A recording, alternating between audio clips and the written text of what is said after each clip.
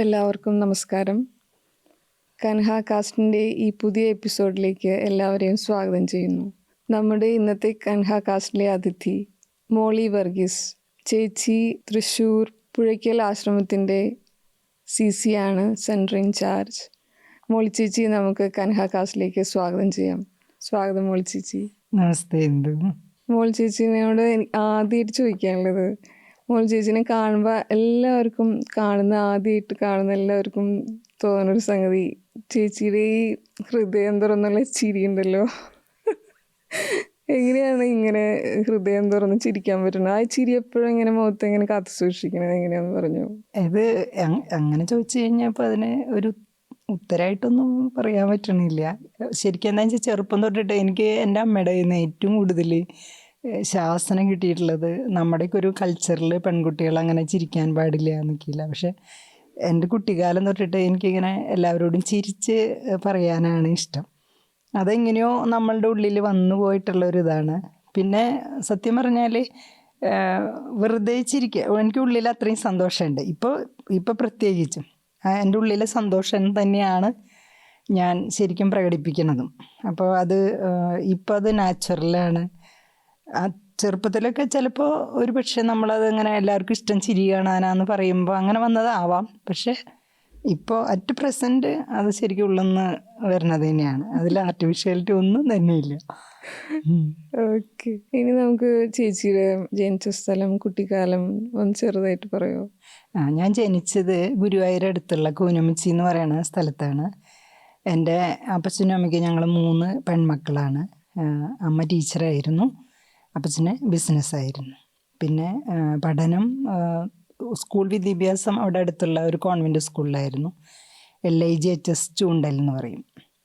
അത് കഴിഞ്ഞ് പ്രീ ഡിഗ്രിക്ക് പഠിച്ചത് ലിറ്റിൽ ഫ്ലവർ കോളേജിലായിരുന്നു. പിന്നെ അവിടെ നിന്ന് BSc Sreekrishna college, B.Ed Calicut യൂണിവേഴ്സിറ്റിയുടെ നേരിട്ട് നടത്തുന്ന ഒരു സെഷണൽ B.Edലാണ് B.Ed എടുത്തത്. പിന്നെ PG ഇംഗ്ലീഷിൽ ഒരു PG എടുത്തു, അത് പ്രൈവറ്റായിട്ടായിരുന്നു. പിന്നെ അപ്പോൾ ജോലിയിൽ പ്രവേശിച്ച ചേച്ചി ഒരു ഗവൺമെൻറ് ടീച്ചറായിരുന്നല്ലോ, ഗസറ്റഡ് പ്രിൻസിപ്പളായിട്ടാണല്ലേ റിട്ടയർ ചെയ്തത്? Head mistress. ഓക്കെ. അതിൽ കുറച്ച് കാലം ഞാൻ പ്രൈവറ്റ് ഒരു ഇംഗ്ലീഷ് മീഡിയം ഹയർ സെക്കൻഡറി സ്കൂളിൽ പഠിപ്പിച്ചു. അത് കഴിഞ്ഞ് ഫസ്റ്റ് PSC കോൾ ഫോർ ചെയ്തപ്പോൾ അതിൽ അപ്പിയർ ചെയ്തു. അപ്പോൾ ഫസ്റ്റ് PSC തന്നെ കിട്ടി. എനിക്ക് മലപ്പുറം ജില്ലയിൽ ആദ്യം കിട്ടി, വേങ്ങര ഗവൺമെൻറ് ഹൈസ്കൂളിൽ ഞാൻ 6 മാസം ചെയ്തു. അത് കഴിഞ്ഞപ്പോൾ തൃശ്ശൂർ PSC കിട്ടി, പഴഞ്ഞി ഗവൺമെൻറ് ഹൈസ്കൂളിൽ പോസ്റ്റിംഗ് ആയി. ഇപ്പോൾ ഹൈസ്കൂൾ ടീച്ചറായിട്ട് ഗവൺമെൻറ് സ്കൂളിൽ ടീച്ചറായിട്ട് പോസ്റ്റിംഗ് ആയി. എത്ര വയസ്സുണ്ടായിരുന്നു ഇങ്ങനെ ടീച്ചറായി ജോലി കിട്ടി? എനിക്ക് B.Edന് പഠിക്കുമ്പോഴേ ഞാൻ ഈ പറഞ്ഞ ഒരു ഇംഗ്ലീഷ് മീഡിയം ഹയർ സെക്കൻഡറി സ്കൂളിൽ പഠിപ്പിച്ചു എന്ന് പറഞ്ഞല്ലോ. B.Edന് പഠിക്കുമ്പോഴേ ഒരു ഇൻ്റർവ്യൂവിന് പോയിട്ട് അവിടുത്തെ പ്രിൻസിപ്പലിന് എന്തോ നമ്മളോട് തോന്നിയ ഒരു താല്പര്യം നമ്മളെ അപ്പോൾ തന്നെ പോസ്റ്റ് ചെയ്യേണ്ടായത്. അപ്പോൾ B.Edൻ്റെ റിസൾട്ട് അറിയണേക്കാൾ മുമ്പേ എനിക്ക് ജോലി കിട്ടി, ഞാൻ ജോലി ചെയ്യാൻ തുടങ്ങി. അതിന് ശേഷമാണ് എൻ്റെ B.Edൻ്റെ റിസൾട്ട് വന്നത്. ആ സ്കൂളിൽ ഒരു 8 വർഷത്തോളം ഞാൻ പഠിപ്പിച്ചു. ICA ഇംഗ്ലീഷ് ഹയർ സെക്കൻഡറി സ്കൂളിൽ നിന്നാണ്. ഒരു ഇസ്ലാമിക് കൾച്ചറൽ അസോസിയേഷൻ്റെ സ്കൂളായിരുന്നു, മറ്റേ റെസിഡൻഷ്യൽ സ്കൂളായിരുന്നു. അവിടെ നിന്നാണ് നമ്മുടെ ടീച്ചിങ് പ്രൊഫഷൻ തുടങ്ങുന്നത്. പിന്നെ എൻ്റെ പ്രൊഫഷനെ കുറിച്ച് പറയുകയാണെങ്കിൽ എനിക്ക് ഒരുപാട് ഇഷ്ടമായിരുന്നു, ചെറുപ്പം തൊട്ടേ ഇഷ്ടമായിരുന്നു ടീച്ചറാവാനായിട്ട്. അതും ഗവൺമെൻറ് സ്കൂളിൽ ഒരു ടീച്ചറാവണം എന്നുള്ളതൊരു സ്വപ്നമായിരുന്നു. അപ്പോൾ അത് നമ്മുടെ സ്വപ്നം തന്നെ സാക്ഷാത്കരിക്കപ്പെടുക എന്ന് പറയില്ല. അപ്പോൾ പ്രൊഫഷൻ എന്ന് പറഞ്ഞു കഴിഞ്ഞാൽ ഞാൻ ഒരുപാട് ഇഷ്ടപ്പെട്ട ടീച്ചറായി ഒരാൾ. എന്തുകൊണ്ടാണ് ഗവൺമെൻറ് സ്കൂളിൽ തന്നെ ഇപ്പോൾ സ്ട്രെസ് ചെയ്ത് പറഞ്ഞു? ഗവൺമെൻറ് സ്കൂൾ എന്ന് പറയാനായിട്ട് പലരിൽ നിന്നും കേട്ടൊരറിവാണ്. കാരണം ഗവൺമെൻറ് സ്കൂളിലെ കുട്ടികൾക്ക് അത്ര കെയറൊന്നും കിട്ടില്ല എന്ന്. അപ്പോൾ ഒരു അധ്യാപികയാവുമ്പോൾ നല്ല കെയർ കൊടുക്കാൻ പറ്റുന്ന, അല്ലെങ്കിൽ ആവശ്യമുള്ള അങ്ങനെയുള്ള കുട്ടികളെ പഠിപ്പിക്കണം എന്നായിരുന്നു ആഗ്രഹം. ഈശ്വരൻ ശരിക്കും ആ എല്ലാ ആഗ്രഹങ്ങളും പൂർത്തീകരിച്ച് അവിടെ കൊണ്ടുവച്ച് തന്നു നമുക്ക്. പിന്നെ PSC കിട്ടിയപ്പോൾ തൊട്ടിട്ട് നമുക്ക് ഇഷ്ടമുള്ള ആ ഒരു ഇതിൽ തന്നെ നമ്മൾ, മറ്റുള്ള സ്കൂളുകൾ ഇഷ്ടമില്ലായൊന്നുമില്ല, നല്ല ഇഷ്ടം തന്നെയാണ്. പക്ഷേ ഇത് കുറച്ചും കൂടി മറ്റു കുട്ടികൾക്ക് ഒരുപാട് അവസരങ്ങളും സൗകര്യങ്ങളും ഉണ്ട്. പക്ഷേ ഗവൺമെൻറ് സ്കൂളിലെ കുട്ടികൾ പാവങ്ങളാണ്. അവരെ സഹായിക്കാൻ അധ്യാപകർ തന്നെയുള്ളൂ. അവർക്ക് വിദ്യ പറഞ്ഞു കൊടുക്കാനാണെങ്കിലും അവരുടെ എല്ലാ സങ്കടങ്ങളിലും നമുക്ക് ഒരുപാട് ചെയ്യാനുണ്ട് അവിടെ ഗവൺമെൻറ് സ്കൂളിൽ. അപ്പോൾ അത് ശരിക്കും നമ്മുടെ ഒരു ആഗ്രഹ പൂർത്തീകരണമായിരുന്നു അത്. പിന്നെ ടീച്ചർക്കൊരു അവാർഡ് കിട്ടിയ അതൊന്ന് പറയുമോ, ആ ഒരു സ്റ്റോറി? ഒരു വിദ്യാർത്ഥി സംഘടന ഏർപ്പെടുത്തിയ ഒരു അവാർഡാണ്. ഒരു ഫിസിക്സിലെ ഒരു മരിച്ചുപോയ ഒരു അധ്യാപകൻ്റെ പേരിൽ അവരുടെ വീട്ടുകാരെ ഏർപ്പെടുത്തിയ ഒരു അവാർഡാണ്. പക്ഷെ ആ അവാർഡിന് അവർ ഈ കാൻഡിഡേറ്റിനെ തിരഞ്ഞെടുത്തത് കുട്ടികളുടെ വോട്ടാണ്. കുട്ടികളുടെ വോട്ടും അതുപോലെ ഡിപ്പാർട്ട്മെൻറ്റ് ഇവരെ അറിയുന്ന അധ്യാപകരിൽ നിന്നൊക്കെ ഡാറ്റ കളക്ട് ചെയ്തിട്ടും അങ്ങനെയൊക്കെയാണ്. അപ്പോൾ നമുക്കറിയണ്ടായിരുന്നില്ല ഇങ്ങനൊരു അവാർഡ് ഉണ്ടെന്ന് അറിയണ്ടായിരുന്നില്ല. ഞാനത് അറിഞ്ഞത് എൻ്റെ ഫോട്ടോ എടുക്കാൻ വന്നപ്പോഴാണ്. അപ്പോൾ എനിക്ക് തന്നെ ഭയങ്കര ഷോക്കായിരുന്നു. കാരണം എഡ്യൂക്കേഷൻ ഡിപ്പാർട്ട്മെൻറ്റിൽ ഒരു അവാർഡ് കിട്ടണമെങ്കിൽ നമ്മൾ അപ്ലൈ ചെയ്യണം. നമ്മൾ പറയണം ഞാൻ ഇന്നതൊക്കെ ചെയ്തു, അവിടെ ചെയ്തു, ഇവിടെ ചെയ്തു, അതൊക്കെ ചെയ്തു. അതിനൊക്കെ പ്രൂഫൊക്കെ നമ്മൾ തന്നെ കൊടുക്കണം, നമ്മൾ തന്നെ അവകാശപ്പെടണം ഞാൻ ഇതിന് അർഹയാണ് എന്നുള്ളത്. അപ്പോൾ അതുകൊണ്ട് തന്നെ പലപ്പോഴും അവാർഡിനെ അപേക്ഷ ക്ഷണിക്കുമ്പോൾ എൻ്റെ ഹെഡ് മാസ്റ്ററൊക്കെ എന്നോട് പറഞ്ഞിട്ടുണ്ട് മോൾ ടീച്ചർ ഒന്ന് കൊടുക്കുമെന്ന്. പക്ഷേ എനിക്ക് ഇങ്ങനെ ചോദിച്ച് വാങ്ങാൻ അതെന്തോ ഒരു കുറവ് പോലെ തോന്നിയിട്ടുണ്ട്. അപ്പോൾ അതുകൊണ്ട് ഞാൻ അപ്ലൈ ചെയ്തിട്ടില്ല. എനിക്ക് അങ്ങനെ ഒരു അവാർഡ് വേണ്ടാന്ന് തന്നെയായിരുന്നു എൻ്റെ തീരുമാനം. പിന്നെ എനിക്ക് എന്താണെന്ന് വെച്ചാൽ പൊളിറ്റിക്സിനോട് അത്ര താല്പര്യം ഉണ്ടായിരുന്നില്ല. അപ്പോൾ അതുകൊണ്ട് തന്നെ ഞാനൊരു അധ്യാപക സംഘടനയിലും അംഗമായിരുന്നില്ല. ശരിക്കും ഇങ്ങനെ അവാർഡിന് അപ്ലൈ ചെയ്യുമ്പോൾ സംഘടനകളുടെ ഒരു സപ്പോർട്ട് അവർക്ക് കിട്ടാറുണ്ട്. അപ്പോൾ എനിക്ക് അതെന്തായാലും ഉണ്ടാവില്ല. അപ്പോൾ അങ്ങനെ എനിക്ക് വേണ്ടാന്ന് തന്നെ പറഞ്ഞു. പക്ഷെ ഇത് ഇങ്ങനെ അപ്പോൾ ഇവരോട് ചോദിച്ചപ്പോഴാണ് ഇവർ പറഞ്ഞത് ഇങ്ങനെ വോട്ടിംഗ് ആയിരുന്നു, കുട്ടികൾ തിരഞ്ഞെടുത്തതാണ് ടീച്ചറെ. പിന്നെ ടീച്ചർക്ക് എതിർ ആളുകളുണ്ടായിരുന്നില്ല. അതായത് നമ്മൾ ഐക്യകണ്ഠേന തിരഞ്ഞെടുക്കുക, ഡിപ്പാർട്ട്മെൻറ്റും അതിനെ എൻ്റെ DO ഒക്കെ എൻ്റെ മേലുദ്യോഗസ്ഥരൊക്കെ അതിനെ പ്രൊമോട്ട് ചെയ്തു. അപ്പോൾ അങ്ങനെ കിട്ടി. അപ്പോൾ ആ അവാർഡിൽ എനിക്ക് ഒരുപാട് സന്തോഷം തോന്നി. കാരണം പിന്നെ ആ അവാർഡിൽ 2 കാര്യങ്ങളാണ്. അതിലൊന്ന് ബെസ്റ്റ് ടീച്ചർ, രണ്ടാമത്തെ കമ്പാഷനേറ്റ് ടീച്ചർ എന്നും കൂടി ഉണ്ടായിരുന്നു. അപ്പോൾ ഞാൻ ആലോചിച്ചു ഇതുവരെ പഠിപ്പിച്ചത് വെറുതെ ആയില്ല. അത് കുട്ടികൾക്ക് കൊടുത്ത സ്നേഹം ഒരു പക്ഷേ അവർ അത് തിരിച്ചറിഞ്ഞിട്ട് നമ്മളെ തിരഞ്ഞെടുത്തതാവുമല്ലോ, അതിലൊരു സന്തോഷം തോന്നി ആ ഒരു അവാർഡിൽ. അത് 2016 ബെസ്റ്റ് ടീച്ചറായിട്ടാണ്, തൃശ്ശൂർ ജില്ലയിലെ ബെസ്റ്റ് ഫിസിക്സ് ടീച്ചറായിട്ടാണ് തിരഞ്ഞെടുത്തത്. അന്ന് ഹാർട്ട്ഫുൾനെസ് പരിശീലനം തുടങ്ങിയിട്ടുണ്ട്. ഞാൻ 2011 മെയ്യിലാണ് ഹാർട്ട്ഫുൾനെസ് തുടങ്ങിയത്. ശരിക്കും ആ പരിശീലനം നമ്മളുടെ ഒരു ട്രാൻസ്ഫോർമേഷൻ നമ്മൾ ഒരുപാട് സഹായിച്ചു തുടങ്ങിയ ഒരു സമയമായിരുന്നു അത്. എങ്ങനെയാണ് ചേച്ചി ചെറുപ്പത്തിൽ ഒരു ഇങ്ങനെ മതപരമായൊക്കെ നല്ലൊരു ചട്ടക്കൂടുള്ള മതമാണല്ലോ ക്രിസ്തു മതം. അപ്പോൾ ആ ഒരു മതവിദ്യാഭ്യാസം അതൊക്കെ എല്ലാം ഉണ്ട്. ബൈബിളൊക്കെ ഞാൻ നന്നായി പഠിച്ചിട്ടുണ്ട്. പിന്നെ അത് മാത്രമല്ല, അന്നൊക്കെ ബൈബിളിനെ ആസ്പദമാക്കിയിട്ട് സ്കോളർഷിപ്പ് പരീക്ഷകൾ ഉണ്ടാവും. ഈ 4ാം ക്ലാസ്, 7ാം ക്ലാസ്, 10ാം ക്ലാസ്. 10ൽ ഞാൻ എഴുതിയില്ല, പക്ഷെ 4ലും 7ലും എനിക്ക് സ്കോളർഷിപ്പ് കിട്ടിയിട്ടുണ്ട്. പിന്നെ എന്താണെന്ന് വെച്ചാൽ അന്നൊക്കെ കുറച്ച് ഭക്തിയുള്ള കൂട്ടത്തിലേക്ക് തന്നെയായിരുന്നു ഞാൻ. ഭക്തി എന്ന് പറഞ്ഞു കഴിഞ്ഞാൽ ഞങ്ങൾക്ക് ക്രിസ്ത്യാനിറ്റിയിലും ശരിക്കും 10 പ്രമാണങ്ങളുണ്ട്. അപ്പോൾ ഈ 10 പ്രമാണങ്ങൾ നമുക്ക് എങ്ങനെ പാലിക്കാൻ പറ്റും, അതുപോലെ തന്നെ നമ്മൾ ഇപ്പോൾ ഈ ജീസസ് ക്രൈസ്റ്റിനെ പോലെ എങ്ങനെ ആവാൻ പറ്റും, അങ്ങനെയൊക്കെയുള്ള ഒരു ശ്രമങ്ങൾ നടന്നില്ല എന്ന് പറയാൻ പറ്റില്ല, നന്നായി ശ്രമിച്ചിരുന്നു. അപ്പോൾ അതുകൊണ്ട് തന്നെ പല ഇതിലും വരുമ്പോൾ, അച്ഛന്മാരൊക്കെ വരുമ്പോൾ എനിക്ക് കുറേ ചോദ്യങ്ങളുണ്ട്. എന്താ വെച്ചാൽ ദൈവം എല്ലായിടത്തും ഉണ്ട് എന്ന് പറയുന്നുണ്ട്. അപ്പോൾ എന്തിനാണ് നമ്മൾ പള്ളിയിലേക്ക് പോകണേ? എനിക്ക് അത് എപ്പോഴും ഉത്തരം കിട്ടാത്തൊരു ചോദ്യമായിരുന്നു അത്. പിന്നെ ഒരെണ്ണം, എല്ലാ മനുഷ്യരും ഈശ്വരൻ്റെ സൃഷ്ടികളാണ്. അപ്പോൾ ക്രിസ്ത്യാനികൾ മാത്രമേ മോക്ഷപ്രാപ്തിക്ക് അർഹരായിട്ടുള്ളൂ എന്നുള്ള ഒരു സെൻസിൽ അവരൊക്കെ സംസാരിക്കുമ്പോൾ എനിക്കത് ഉൾക്കൊള്ളാൻ പറ്റുന്നുണ്ടായിരുന്നില്ല. എല്ലാവരും ദൈവം സൃഷ്ടിച്ചതാണെങ്കിൽ എല്ലാവരും സ്വർഗത്തിലേക്ക് പോകണമല്ലോ, എല്ലാവർക്കും ആ വഴി തന്നെ പോകണ്ടേ. അപ്പോൾ ചില കാര്യങ്ങൾ നമുക്ക് യോജിക്കാത്തതുണ്ടാകുമ്പോൾ ചോദിക്കുമ്പോൾ പൊതുവെ അച്ഛന്മാർക്ക് നമ്മളങ്ങനെ ചോദിക്കണതൊന്നും ഇഷ്ടമല്ല. പിന്നെ എന്താ വെച്ചാൽ കേൾവിക്കാരനെയാണ് അവിടെ കൂടുതലും പ്രൊമോട്ട് ചെയ്യണത്, എല്ലാം കേൾക്കുക. അപ്പോൾ അതിലൊരു നമുക്കൊരു അഭിപ്രായ വ്യത്യാസമുണ്ട്. പിന്നെ എന്താ വെച്ചാൽ മതപരമായിട്ടുള്ള ആ ചട്ടക്കൂട് ഒരു പരിധി കഴിഞ്ഞപ്പോൾ നമുക്കതിൽ നിന്നൊന്നും കിട്ടാനില്ല എന്നുള്ളൊരു ബോധ്യം ഉണ്ടായിരുന്നു. അപ്പോൾ അതുകൊണ്ട് തന്നെ ഈ റിച്വൽസിൽ കുറച്ച് വിശ്വാസം കുറവാണ് എനിക്ക്. അപ്പോൾ എൻ്റെ അപ്പച്ചനും അമ്മയ്ക്കും അതിൽ എന്നോട് എതിർപ്പുണ്ടായിരുന്നു. കാരണം ആചാരങ്ങളും അനുഷ്ഠാനങ്ങളും എന്നെ എവിടെ എത്തിക്കണില്ല എന്നുള്ള ഒരു റിയലൈസേഷൻ എനിക്ക് അന്നേ ഉണ്ടായിരുന്നു. കുറച്ച് ഞാൻ വളർന്നപ്പോൾ എനിക്കുണ്ടായിരുന്നു. എൻ്റെ മകൾക്ക് അത് വളരെ ചെറുപ്പത്തിലേ വന്നു. പക്ഷേ എനിക്ക് കുറച്ച് വളർന്നപ്പോഴാണ്. പിന്നെ എന്താണെന്ന് വെച്ചാൽ അപ്പച്ചനും അമ്മേനൊക്കെ ധിക്കരിക്കാനുള്ള, അവർക്ക് സങ്കടം വരുന്നൊരു കാര്യം ചെയ്യുക, അവരെ എതിർത്ത് അതൊക്കെ എനിക്ക് ഇത്തിരി പ്രയാസമാണ്. എല്ലാവരും ഇങ്ങനെ സ്നേഹിക്കാൻ ഇഷ്ടമാണെങ്കിലും മറ്റുള്ളവർക്ക് സങ്കടം ഉണ്ടാകുന്ന കാര്യങ്ങൾ ചെയ്യാൻ ഞാൻ കുറച്ച് പിന്നിലേക്ക് നിൽക്കും. അപ്പോൾ അതൊരു ബുദ്ധിമുട്ടുള്ളത് കൊണ്ട് കുറച്ച് അവരുടെ താളത്തിനൊക്കെ നിന്നു. പിന്നെ കുറച്ചും കൂടിയും ബോധമായപ്പോൾ ഞാൻ കുറച്ച് വിട്ടു. ആചാരങ്ങളും അനുഷ്ഠാനങ്ങളിലുള്ള ആ ഒരു ഭക്തി എനിക്ക് കുറഞ്ഞു.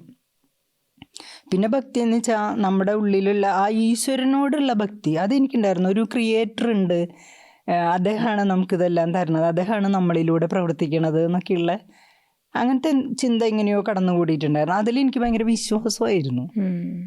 ഈ അന്വേഷണമൊക്കെ മനസ്സിലുള്ളപ്പോഴാണോ ഹാർട്ട്ഫുൾനെസ് കണ്ടെത്തിയത്? ഹാർട്ട്ഫുൾനെസ് കണ്ടെത്തിയതെന്ന് പറയാൻ പറ്റില്ല. മെഡിറ്റേഷനെ കുറിച്ച് ഞാൻ കേട്ടിട്ടുണ്ട്. അപ്പോൾ അത് ഞാനും എൻ്റെ മോൾക്ക് അന്നൊരു 16-17 വയസ്സായിട്ടുണ്ട്.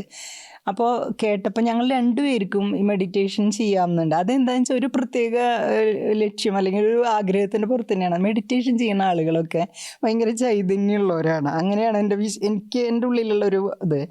അപ്പം ഞാൻ വിചാരിച്ചു മെഡിറ്റേഷൻ ചെയ്ത് തുടങ്ങിക്കഴിഞ്ഞാൽ എനിക്കും ആ ചൈതന്യം വരും, ഞാൻ കുറച്ചും കൂടി നന്നാവും, എൻ്റെ ദോഷങ്ങളൊക്കെ മാറും, അങ്ങനത്തെയൊക്കെ ഒരു ചിന്ത വന്നു. പിന്നെ എന്താണെന്ന് വെച്ചാൽ ഈ പള്ളിയിൽ നിന്നോ അല്ലെങ്കിൽ നമ്മുടെ മതത്തിൽ നിന്ന് കിട്ടാവുന്നതിൻ്റെ പരമാവധി നമുക്ക് കിട്ടിക്കഴിഞ്ഞു എന്നുള്ളൊരു ബോധമുണ്ട്.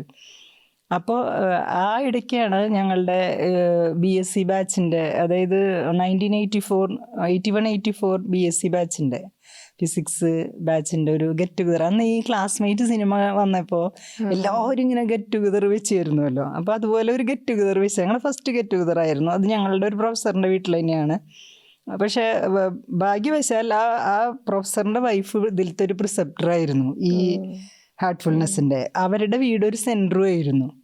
അപ്പം ഞങ്ങൾ ഈ അതിനു മുമ്പ് ഇപ്പോൾ ഈ നമ്മളിങ്ങനെ അന്വേഷിക്കുമല്ലോ, കൂട്ടുകാരെയൊക്കെ എല്ലാവരും അന്വേഷിക്കുമല്ലോ. അപ്പം അങ്ങനെ അന്വേഷിച്ച എൻ്റെ ഒരു കൂട്ടുകാരൻ തന്നെയാണ്. ഞങ്ങൾ രണ്ടുപേരും അടുത്തടുത്ത് താമസിക്കണം, പക്ഷെ ഞങ്ങൾക്ക് അറിയില്ലായിരുന്നു. അടുത്തെന്ന് വെച്ചാൽ നടന്നു പോകാവുന്ന ദൂരെയുള്ളൂ ഞങ്ങളുടെ വീടുകൾ തമ്മിൽ. പക്ഷെ ഞങ്ങൾക്ക് രണ്ടുപേർക്കും അറിയില്ല ഞങ്ങൾ അങ്ങനെ. അപ്പോൾ കുറേ കുട്ടികളെ കിട്ടി, എന്നെ കിട്ടിയില്ല. അങ്ങനെ ഓരോരുത്തരോടൊക്കെ പറഞ്ഞ് അദ്ദേഹം തന്നെ ഓരോരുത്തരോടൊക്കെ പറഞ്ഞ് അവസാനം എന്നെ കിട്ടി.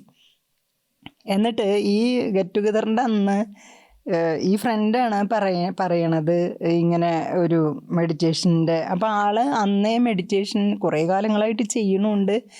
ഈ സിസ്റ്റത്തിൻ്റെ എന്തൊക്കെയോ ആണ് അന്ന്, എന്താ സോണൽ ഇൻചാർജ് അങ്ങനെ പറഞ്ഞു അന്ന് ആളതാണ്. അപ്പോൾ ആൾ പറഞ്ഞു നിങ്ങൾക്ക് വേണമെന്നുണ്ടെങ്കിൽ ചെയ്തുതരാം, ഞാൻ ട്രെയിനറാണെന്നൊക്കെ പറഞ്ഞു. അപ്പോൾ മോളും ഞാനും ഒരുമിച്ചാണ് അന്ന് ഈ ഗെറ്റ് ടുഗദറിന് പോയിട്ടുണ്ടായിരുന്നത്. അപ്പോൾ അവൾ പറഞ്ഞു മമ്മി നമുക്കൊന്നും ചെയ്തു നോക്കാമെന്ന് പറഞ്ഞു. അപ്പോൾ എനിക്കും നല്ല ഇൻട്രസ്റ്റായി. അങ്ങനെ ഞങ്ങൾ ഒരു 3 ദിവസം കഴിഞ്ഞപ്പോഴേക്കും, പിന്നെ സ്കൂള് തുറക്കുകയാണല്ലോ, മെയ്യിലാണ് ഇത് സംഭവം. അപ്പോൾ ജൂണിൽ സ്കൂള് തുറക്കുമല്ലോ. സ്കൂള് തുറന്നാൽ 3 ദിവസം നമുക്ക് അടുപ്പിച്ച് ചിലപ്പോൾ ചെയ്യാൻ പറ്റിയില്ലെങ്കിലോ എന്ന് വെച്ചിട്ട് പെട്ടെന്ന് തന്നെ പിന്നത്തെ 2 ദിവസത്തിനുള്ളിൽ തന്നെ ഞങ്ങൾ സിറ്റിംഗ് എടുത്തു. ഫസ്റ്റ് സിറ്റിംഗ് കഴിഞ്ഞപ്പോൾ തന്നെ നമുക്ക് എന്തോ കിട്ടിയ പോലെ ഉണ്ട്. എന്താണെന്നൊന്നും എനിക്ക് പറയാനറിയില്ല, അന്ന് എന്തോ കിട്ടിയിട്ടുണ്ട്. 3 സിറ്റിംഗ് കഴിഞ്ഞപ്പോൾ നമുക്കിത് പരിശീലിക്കാം എന്നുള്ള ഒരു ഫീൽ വന്നു. ഇതൊന്ന് പരിശീലിച്ച് നോക്കാം, ആകെപ്പാടൊരു സുഖമുണ്ട്. അപ്പോൾ പരിശീലിക്കാൻ തീരുമാനിച്ചപ്പോഴും പിന്നെ അതിൽ അവരും കുറച്ച് കാര്യങ്ങൾ പറഞ്ഞു. അതായത് 6 മാസം നിങ്ങൾക്ക് ഈ പരിശീലനം ചെയ്തു നോക്കാം. 6 മാസം കഴിഞ്ഞിട്ട് നിങ്ങൾക്ക് ഇതിലൊരു ബെനിഫിറ്റും ഉണ്ടായിട്ടില്ലെങ്കിൽ യു ക്യാൻ ലീവ് ഇറ്റ്. അപ്പോൾ പക്ഷേ ഈ 6 മാസം വേറെ റിലീജിയസ് റിച്വൽസ് ഒന്നും ചെയ്യാൻ പാടില്ല എന്ന് പറഞ്ഞു. അപ്പോൾ നമുക്കൊരു ചെറിയൊരു ബ്ലോക്കാണത്. കാരണം എന്താ വെച്ചാൽ അന്ന് പള്ളിയിലത്തെ കുറേ ചാർജസ് ഉണ്ട് എനിക്ക്. അവിടുത്തെ കുറേ സംഘടനകളുടെയും ഈ സ്നേഹനിധി എന്നൊക്കെ പറയണ അങ്ങനത്തെ കുറേ ചാർജസ് ഉണ്ട്. അപ്പോൾ എനിക്ക് അതൊന്നും ഇട്ടിട്ട് പോരാൻ പറ്റില്ല. നമ്മളൊരു ഉത്തരവാദിത്തം ഏറ്റെടുത്താൽ അത് നമ്മളെവിടെയെങ്കിലും എത്തിക്കണമല്ലോ. അപ്പം ഞാൻ അച്ഛനെ പോയി കണ്ടിട്ട് ഞാൻ അന്നത്തെ അവിടുത്തെ ഇടവകാരിയെ കണ്ടിട്ട് ഞാൻ പറഞ്ഞു ഇങ്ങനെ എൻ്റെ ഒരു ഫ്രണ്ട് മെഡിറ്റേഷൻ്റെ ഒരു വലിയ ആളൊക്കെയാണ്, പക്ഷെ അദ്ദേഹം എനിക്ക് മെഡിറ്റേഷൻ പറഞ്ഞുതരാമെന്ന് പറഞ്ഞിട്ടുണ്ട്. അപ്പം ഞാനും മോളൊന്ന് മെഡിറ്റേഷന് പോയി നോക്കാമെന്ന് വിചാരിക്കുന്നുണ്ട്. അപ്പോൾ അച്ഛനത് അത്ര സ്വീകാര്യമായില്ല. അപ്പോൾ അച്ഛൻ ചോദിച്ചു ടീച്ചറെ എന്തിനാ അങ്ങോട്ടൊക്കെ പോണേ, ടീച്ചർക്ക് അങ്ങനെ മെഡിറ്റേഷൻ ചെയ്യണമെന്ന് വളരെ നിർബന്ധമാണെങ്കിൽ ഞാൻ പറഞ്ഞു തരാമെന്ന് പറഞ്ഞു. പക്ഷെ ടീച്ചർ അത് ആരോടും പറയണ്ടെന്ന് പറഞ്ഞു. അപ്പോൾ എനിക്ക് അവിടെയും നമുക്കൊരു ആശയക്കുഴപ്പം. അതായത് എനിക്ക് മാത്രമല്ലല്ലോ, എല്ലാവർക്കും ആവശ്യമുള്ള ഒരു കാര്യമാണ് ഈ മെഡിറ്റേഷൻ എന്നാണ് ഞാൻ മനസ്സിലാക്കിയിട്ടുള്ളത്. അപ്പോൾ അങ്ങനെയാകുമ്പോൾ എനിക്ക് മാത്രം പറഞ്ഞു തന്നിട്ട് കാര്യമില്ലല്ലോ. പിന്നെ എനിക്ക് എന്നോടിങ്ങനെ എന്ത് കാര്യം ആര് പറയുമ്പോഴും ആരോടും പറയണ്ടെന്ന് പറഞ്ഞാൽ എനിക്ക് അങ്ങനത്തെ കാര്യങ്ങളോട് ഇഷ്ടം കുറവാണ്. കാരണം ഞാൻ കുറച്ച് ട്രാൻസ്പെറൻ്റ് ആണ്. അപ്പോൾ എനിക്ക് ആൾക്കാരോട് പറയാൻ പറ്റുന്ന കാര്യങ്ങൾ മതി എനിക്ക് കേൾക്കാനും ചെയ്യാനും. അങ്ങനത്തെ ആ ഒരു രീതിയാണ് നമ്മുടെ ചില സ്വഭാവങ്ങൾ എന്ന് പറയില്ലേ, നല്ലതാണോ ചീത്തയാണോ എന്നറിയില്ല, എന്തായാലും എനിക്ക് അങ്ങനെ ഒരു സ്വഭാവമാണ് എൻ്റെ. അപ്പം ഞാൻ അച്ഛനോട് പറഞ്ഞു, അല്ല ഞാനത് എന്തായാലും ഞാൻ ഒന്ന് പോയി നോക്കട്ടെ അച്ഛാ, 6 മാസം കഴിഞ്ഞിട്ട് ഒന്ന് ശരിയായില്ലെങ്കിൽ അവർ നമ്മളോട് പൊക്കോളാൻ പറഞ്ഞിട്ടുണ്ട്, അപ്പം ഇങ്ങോട്ട് തന്നെ വരാം എന്ന് പറഞ്ഞു. അങ്ങനെ ഞാൻ ആ ഒരു ഇതിൻ്റെ പേരിൽ വിട്ടിട്ട് പിന്നെ അച്ഛൻ എൻ്റെ അമ്മയെ കുറേ സ്വാധീനിക്കാൻ നോക്കി. അപ്പം എൻ്റെ അപ്പച്ചൻ മരിച്ചിട്ട് അമ്മ എൻ്റെ കൂടെയായിരുന്നു. പിന്നെ ഞാനൊരു സിംഗിൾ പാരൻ്റാണ്. കുറച്ച് എന്താ പറയുക, ഫാമിലി കുറച്ച് പ്രശ്നങ്ങളൊക്കെ ഉണ്ടായിരുന്നു. അങ്ങനെ ഒരിക്കലും ഒത്തുപോകാൻ പറ്റില്ല എന്ന് തിരിച്ചറിഞ്ഞ ഒരു നിമിഷത്തിൽ ഞങ്ങൾ രണ്ടുപേരും ഒരുമിച്ചെടുത്ത തീരുമാനമാണ്. വളരെ സന്തോഷത്തോടെ ഞങ്ങൾ പിരിഞ്ഞു. ഒരു 4-5 വർഷമേ ദാമ്പത്യം ഉണ്ടായുള്ളൂ. അപ്പോൾ മോൾ എൻ്റെ കൂടെ പോകുന്നത് കൊണ്ട് ഞാനും മോളും അങ്ങനെ. അപ്പച്ചൻ മരിച്ചപ്പോൾ അമ്മ എൻ്റെ കൂടെയായി. അപ്പോൾ അമ്മയ്ക്കത് വലിയ പ്രയാസമായി. ഇങ്ങനെ എന്ന് വെച്ചാൽ എല്ലാവരുടെ ഇടയിലും ഒരു സംസാരം ഉണ്ടായി. പിന്നെ അച്ഛനൊക്കെ സംസാരിച്ച രീതി എന്ന് പറഞ്ഞാൽ ഞാൻ മതം മാറി എന്നുള്ളതാണ്. അത് ഹൈലി റിലീജിയസ് ആയിട്ടുള്ള എൻ്റെ അമ്മയ്ക്ക് അത് ഒരിക്കലും ഉൾക്കൊള്ളാൻ പറ്റിയില്ല. അമ്മയ്ക്ക് വലിയ പ്രയാസമായി. അമ്മയ്ക്ക് പിന്നെ എൻ്റെ കൂടെ നിൽക്കണേന് അമ്മയ്ക്കൊരു ചെറിയ ബുദ്ധിമുട്ട്, അങ്ങനത്തെ കുറച്ച് വിഷമങ്ങളൊക്കെ ആയി. പിന്നെ ഞാൻ അമ്മയെ കുറേ പറഞ്ഞ് മനസ്സിലാക്കിയപ്പോൾ അമ്മ കുറച്ച് ആക്സെപ്റ്റഡ് ആയി. അമ്മ പിന്നെ വലിയ കുഴപ്പമില്ലാണ്ട് അങ്ങനെ പോയായിരുന്നു. പിന്നെ അത് കഴിഞ്ഞിട്ട് നമ്മളപ്പോൾ ഇത് പരിശീലിക്കാൻ തന്നെ തീരുമാനിച്ചു, ഞാനും മോളും. പക്ഷേ ഈ അവർ പറയാത്ത ചില ശീലങ്ങൾ ഓട്ടോമാറ്റിക്കായിട്ട് ഞങ്ങളിൽ വന്നത്, ഞങ്ങൾ രണ്ടുപേരും കാലത്ത് എണീറ്റ് നേരത്തെ എണീക്കും, കുളിച്ചിട്ട് മെഡിറ്റേഷൻ ഇരിക്കും. ഒരു മെഡിറ്റേഷൻ ഇരിക്കുമ്പോൾ ശരിക്കും നമ്മൾ ആ 3 സിറ്റിംഗ് എടുത്തതിനേക്കാളും നമുക്ക് തീവ്രമായിട്ട് വളരെ ഡീപ്പായിട്ട് മെഡിറ്റേഷൻ ഇരിക്കുമ്പോൾ ആ ഒരു 1 അവർ അറിയേയില്ല. അങ്ങനത്തെ, അതായത് തുടക്കത്തിലേ തന്നെയുള്ള നമ്മുടെ ഫീലിംഗ് ഉണ്ടല്ലോ, ആ ഫീലിംഗ് നമ്മളെ ഇതിൽ സ്റ്റിക്ക് ഓൺ ചെയ്യാൻ സഹായിച്ചു എന്ന് വേണം പറയാനായിട്ട്. പിന്നെ സത്യം പറഞ്ഞാൽ പിന്നെ തിരിഞ്ഞു നോക്കേണ്ടി വന്നിട്ടില്ല. കാരണം ഓരോ ദിവസവും നമ്മളിൽ വരുന്ന കുഞ്ഞു കുഞ്ഞേ മാറ്റങ്ങൾ അത് നമ്മൾക്ക് തന്നെ തിരിച്ചറിയാൻ പറ്റുമായിരുന്നു. ഓരോ സമാനമായിട്ടുള്ള സാഹചര്യങ്ങൾ ഉണ്ടാകുമ്പോൾ നമ്മുടെ റിയാക്ഷൻസ്, നമ്മുടെ റെസ്പോൺസ്, അതിലൊക്കെ വരുന്ന മാറ്റങ്ങൾ നമുക്കൊരു ഉള്ളിലൊരു സന്തോഷം തരുന്നതായിരുന്നു. അപ്പോൾ സത്യം പറയുക വെച്ചെങ്കിൽ എനിക്ക് ഹാർട്ട്ഫുൾനെസ് എന്ന് പറയുന്നത് ഒരു ഗവേഷണമാണ്. ഓരോരുത്തരും അവനവനിൽ തന്നെ ചെയ്യുന്ന ഒരു ഗവേഷണം. നമുക്കൊക്കെ ഒരു ഗവേഷണം ചെയ്യുന്ന വിദ്യാർത്ഥികളുടെ മനസ്സാണ്. കാരണം നമ്മളിൽ കുറേ പരീക്ഷണങ്ങൾ ചെയ്യുമ്പോൾ അതിൻ്റെ റിസൾട്ട് അറിയാൻ നമുക്ക് ഒരു ആഗ്രഹം ഉണ്ടാവില്ല, അതെങ്ങനെയാണ് പ്രകടമാവണേന്നൊക്കെ നോക്കിക്കാണാനായിട്ട്. അപ്പോൾ ഇത് തുടക്കത്തിൽ ഞങ്ങൾക്ക് രണ്ടുപേർക്കും വന്നു. എനിക്കും മോൾക്കും വന്നു. പിന്നെ മോളെന്ന് പറഞ്ഞു കഴിഞ്ഞാൽ ഞാനൊരു സിംഗിൾ പാരൻ്റ് ആയതുകൊണ്ട് തന്നെ എൻ്റെ മോൾ എൻ്റെ ബെസ്റ്റ് ഫ്രണ്ടാണ്. അവളുടെയും ബെസ്റ്റ് ഫ്രണ്ട് ഒരു പക്ഷേ ഞാൻ തന്നെയാവും. കുറേ കാലം വരെ അങ്ങനെയായിരുന്നു. പിന്നെ ഒരു 20-22 വയസ്സൊക്കെ കഴിഞ്ഞപ്പോൾ കുറച്ച് മാറ്റങ്ങൾ വന്നു. അവൾക്ക് നല്ല സുഹൃത്തുക്കളൊക്കെ ഉണ്ടായി. പിന്നെ കല്യാണം കഴിച്ചപ്പോൾ ശരിക്കും ഞാനൊരു സെക്കൻഡായി. അവളുടെ ഹസ്ബൻഡാണ് ഇപ്പോൾ അവളുടെ ബെസ്റ്റ് ഫ്രണ്ട് എന്ന് പറയുന്നത്. അവളുടെ ഹസ്ബൻഡ് എന്ന് പറയുന്നത് എൻ്റെ ഒരു പ്രിയപ്പെട്ട ശിഷ്യനും കൂടിയാണ്. എൻ്റെ മകള് അവളുടെ ജീവിതത്തിൽ ആ യാത്രയിൽ കൂടെ കൂട്ടാമെന്ന് അവൾ തീരുമാനിച്ചത് എൻ്റെ പ്രിയപ്പെട്ട ശിഷ്യനെയായിരുന്നു. അപ്പം അതുകൊണ്ട് തന്നെ ഞങ്ങൾ 3 പേരും ശരിക്കും ഭയങ്കര സെറ്റാണ്. വളരെ അണ്ടർസ്റ്റാൻഡിങ്ങിൽ അവരുടെ കാര്യങ്ങളിൽ ഞാനോ എൻ്റെ കാര്യങ്ങളിൽ അവരോ ആവശ്യത്തിൽ കൂടുതൽ ഇൻ്റർഫിയർ ചെയ്യില്ല. പിന്നെ ഇത് പറയാൻ വളരെ നന്ദിയോടെ ഞാൻ ഓർക്കുന്ന ഒരു കാര്യം എന്ന് പറഞ്ഞാൽ എൻ്റെ സാഹചര്യങ്ങൾ, അതായത് നമ്മൾ ഈ ചെയ്യുന്ന ആ കർമ്മം ചെയ്യാനായിട്ടുള്ള എനിക്ക് വേണ്ട സാഹചര്യങ്ങൾ ഒരുക്കി തരുന്നതിൽ എൻ്റെ മക്കൾ വളരെ സമർത്ഥരാണ്. വളരെ സന്തോഷത്തോടെ തന്നെ മമ്മിക്ക് ഇതൊക്കെ ഇങ്ങനെ ഒരുക്കി കൊടുക്കുക എന്നുള്ളത് നമുക്ക് ഭയങ്കര, നമ്മൾ ഈശ്വരനോട് അല്ലെങ്കിൽ ഗുരുവിനോട് തന്നെ ഭയങ്കര ഗ്രേറ്റ്ഫുൾ ആവണത് ആ സാഹചര്യങ്ങൾ നമുക്ക് വേണ്ടി ക്രിയേറ്റ് ചെയ്യുന്ന അതിൽ ഒരുപാട് സന്തോഷമാണ് അതിൽ. ഈ ചേച്ചി പറഞ്ഞല്ലോ, ഇപ്പോൾ പാർട്ട്നേഴ്സ് പരിശീലനം തുടങ്ങിയതിന് ശേഷമുള്ള ഈ മാറ്റങ്ങളാണോ ചേച്ചിനെ കുടുംബത്തിൽ നിന്നുള്ള ഒരു ഇമോഷണൽ കോൺഫ്ലിക്റ്റ് ഒക്കെ നേരിടാനുള്ള ശക്തി തന്നത് എന്തായിരുന്നു? അന്ന് ഈ ഹാർട്ട് സ്പീക്ക് എന്ന് പറയുന്ന ഒരു ബുക്ക് അന്ന് കുറേ നിലവിലുണ്ട്. അന്ന് ഹാർട്ട് സ്പീക്കിൻ്റെ കുറേ ബുക്കുകളുണ്ട്. അപ്പം ഞാൻ ആ ബുക്കുകളാണ് ആദ്യം ഞാൻ വായിച്ചത്. പിന്നെ മൈ മാസ്റ്ററും അപ്പോൾ നമ്മുടെ ചാരിജി മാസ്റ്ററിൻ്റെ ചില ടോക്കുകളിൽ ആള് ക്രിസ്ത്യാനിറ്റീനെ ഇടയ്ക്കിടയ്ക്ക് ക്രിസ്തുവിനെയൊക്കെ എടുത്തെടുത്ത് പറയുന്ന ഒരാളാണ്. അപ്പോൾ ആളുടെ ടോക്കുകളിലൊക്കെ ഇങ്ങനെ കുറേ കാര്യങ്ങൾ വരുന്നുണ്ട്. അപ്പോൾ അതിലൊക്കെ ഇങ്ങനെ വായിച്ചിട്ട് ഒരു കാര്യം മനസ്സിലായി. അതായത് നമുക്ക് കുറേ നഷ്ടങ്ങൾ ഉണ്ടാവുമ്പോൾ ഈ നഷ്ടങ്ങൾ ആ ഗ്യാപ്പ് ഫില്ല് ചെയ്യണത് നമുക്ക് കുറേ നേട്ടങ്ങൾ ഉണ്ടാവും. അതായത് ഈ നഷ്ടങ്ങൾ ഉണ്ടാവണ ഗ്യാപ്പുകൾ നമുക്ക് നീഡായിട്ടുള്ള, നമുക്ക് ആവശ്യമുള്ള ചിലത് ഫില്ല് ചെയ്യാനായിട്ടാണെന്ന്. അപ്പോൾ എനിക്ക് ഇവിടെ പറയാൻ പാടുമെന്നറിയില്ല, എന്തായാലും എനിക്ക് ചെറിയ നഷ്ടങ്ങളൊന്നുമല്ല എൻ്റെ ലൈഫിൽ ഉണ്ടായിട്ടുള്ളത്. കാരണം എന്താണെന്ന് വെച്ചാൽ എനിക്ക് എൻ്റെ ബന്ധുക്കളെ മുഴുവൻ നഷ്ടപ്പെട്ടു. ജാതി മാറിയ ഒരാളെ, ഒരു ക്രിസ്ത്യൻ, വളരെ വളരെ വലിയ ആളുകളാണെന്ന് വിശ്വസിക്കുന്ന ആളുകൾ ആക്സെപ്റ്റ് ചെയ്യില്ല. അപ്പോൾ ഞാൻ ജാതി മാറിയത് കൊണ്ട് മാറി എന്നുള്ളൊരു ഫീലിംഗ്, അവരുടെ ആ ഫീലിംഗ് കാരണം അവർക്ക് എല്ലാവർക്കും ഭയങ്കര സ്നേഹമായിരുന്നു. എന്നോട് ഭയങ്കര സ്നേഹമായിരുന്നു എല്ലാവർക്കും. പിന്നെ ഞാൻ ഫാമിലിയുടെ ഒരു കുട്ടിയായിരുന്നു. അപ്പോൾ മോളി ഇങ്ങനെ ചെയ്തൂലോ എന്നുള്ള ആ ഒരു സങ്കടം അവർക്ക് എല്ലാവർക്കും ഉണ്ടായി. അങ്ങനെ എല്ലാവരും എന്നെ ഉപേക്ഷിച്ച പോലെയായി. എന്നെ ഇപ്പോഴും ഇല്ല, എൻ്റെ അപ്പച്ചൻ്റെ വീട്ടിലൊന്നും എന്നെ ഒരു ഫംഗ്ഷന് വിളിക്കുകയോ അല്ലെങ്കിൽ എന്നെ പങ്കെടുപ്പിക്കുകയൊന്നും ചെയ്യില്ല. സത്യത്തിൽ ഞാൻ ഹാർട്ട്ഫുൾനെസ്സിൽ ചേരാൻ കാരണം അതൊരു നോൺ റിലീജിയസ് ഓർഗനൈസേഷൻ ആയതുകൊണ്ട് തന്നെയാണ്.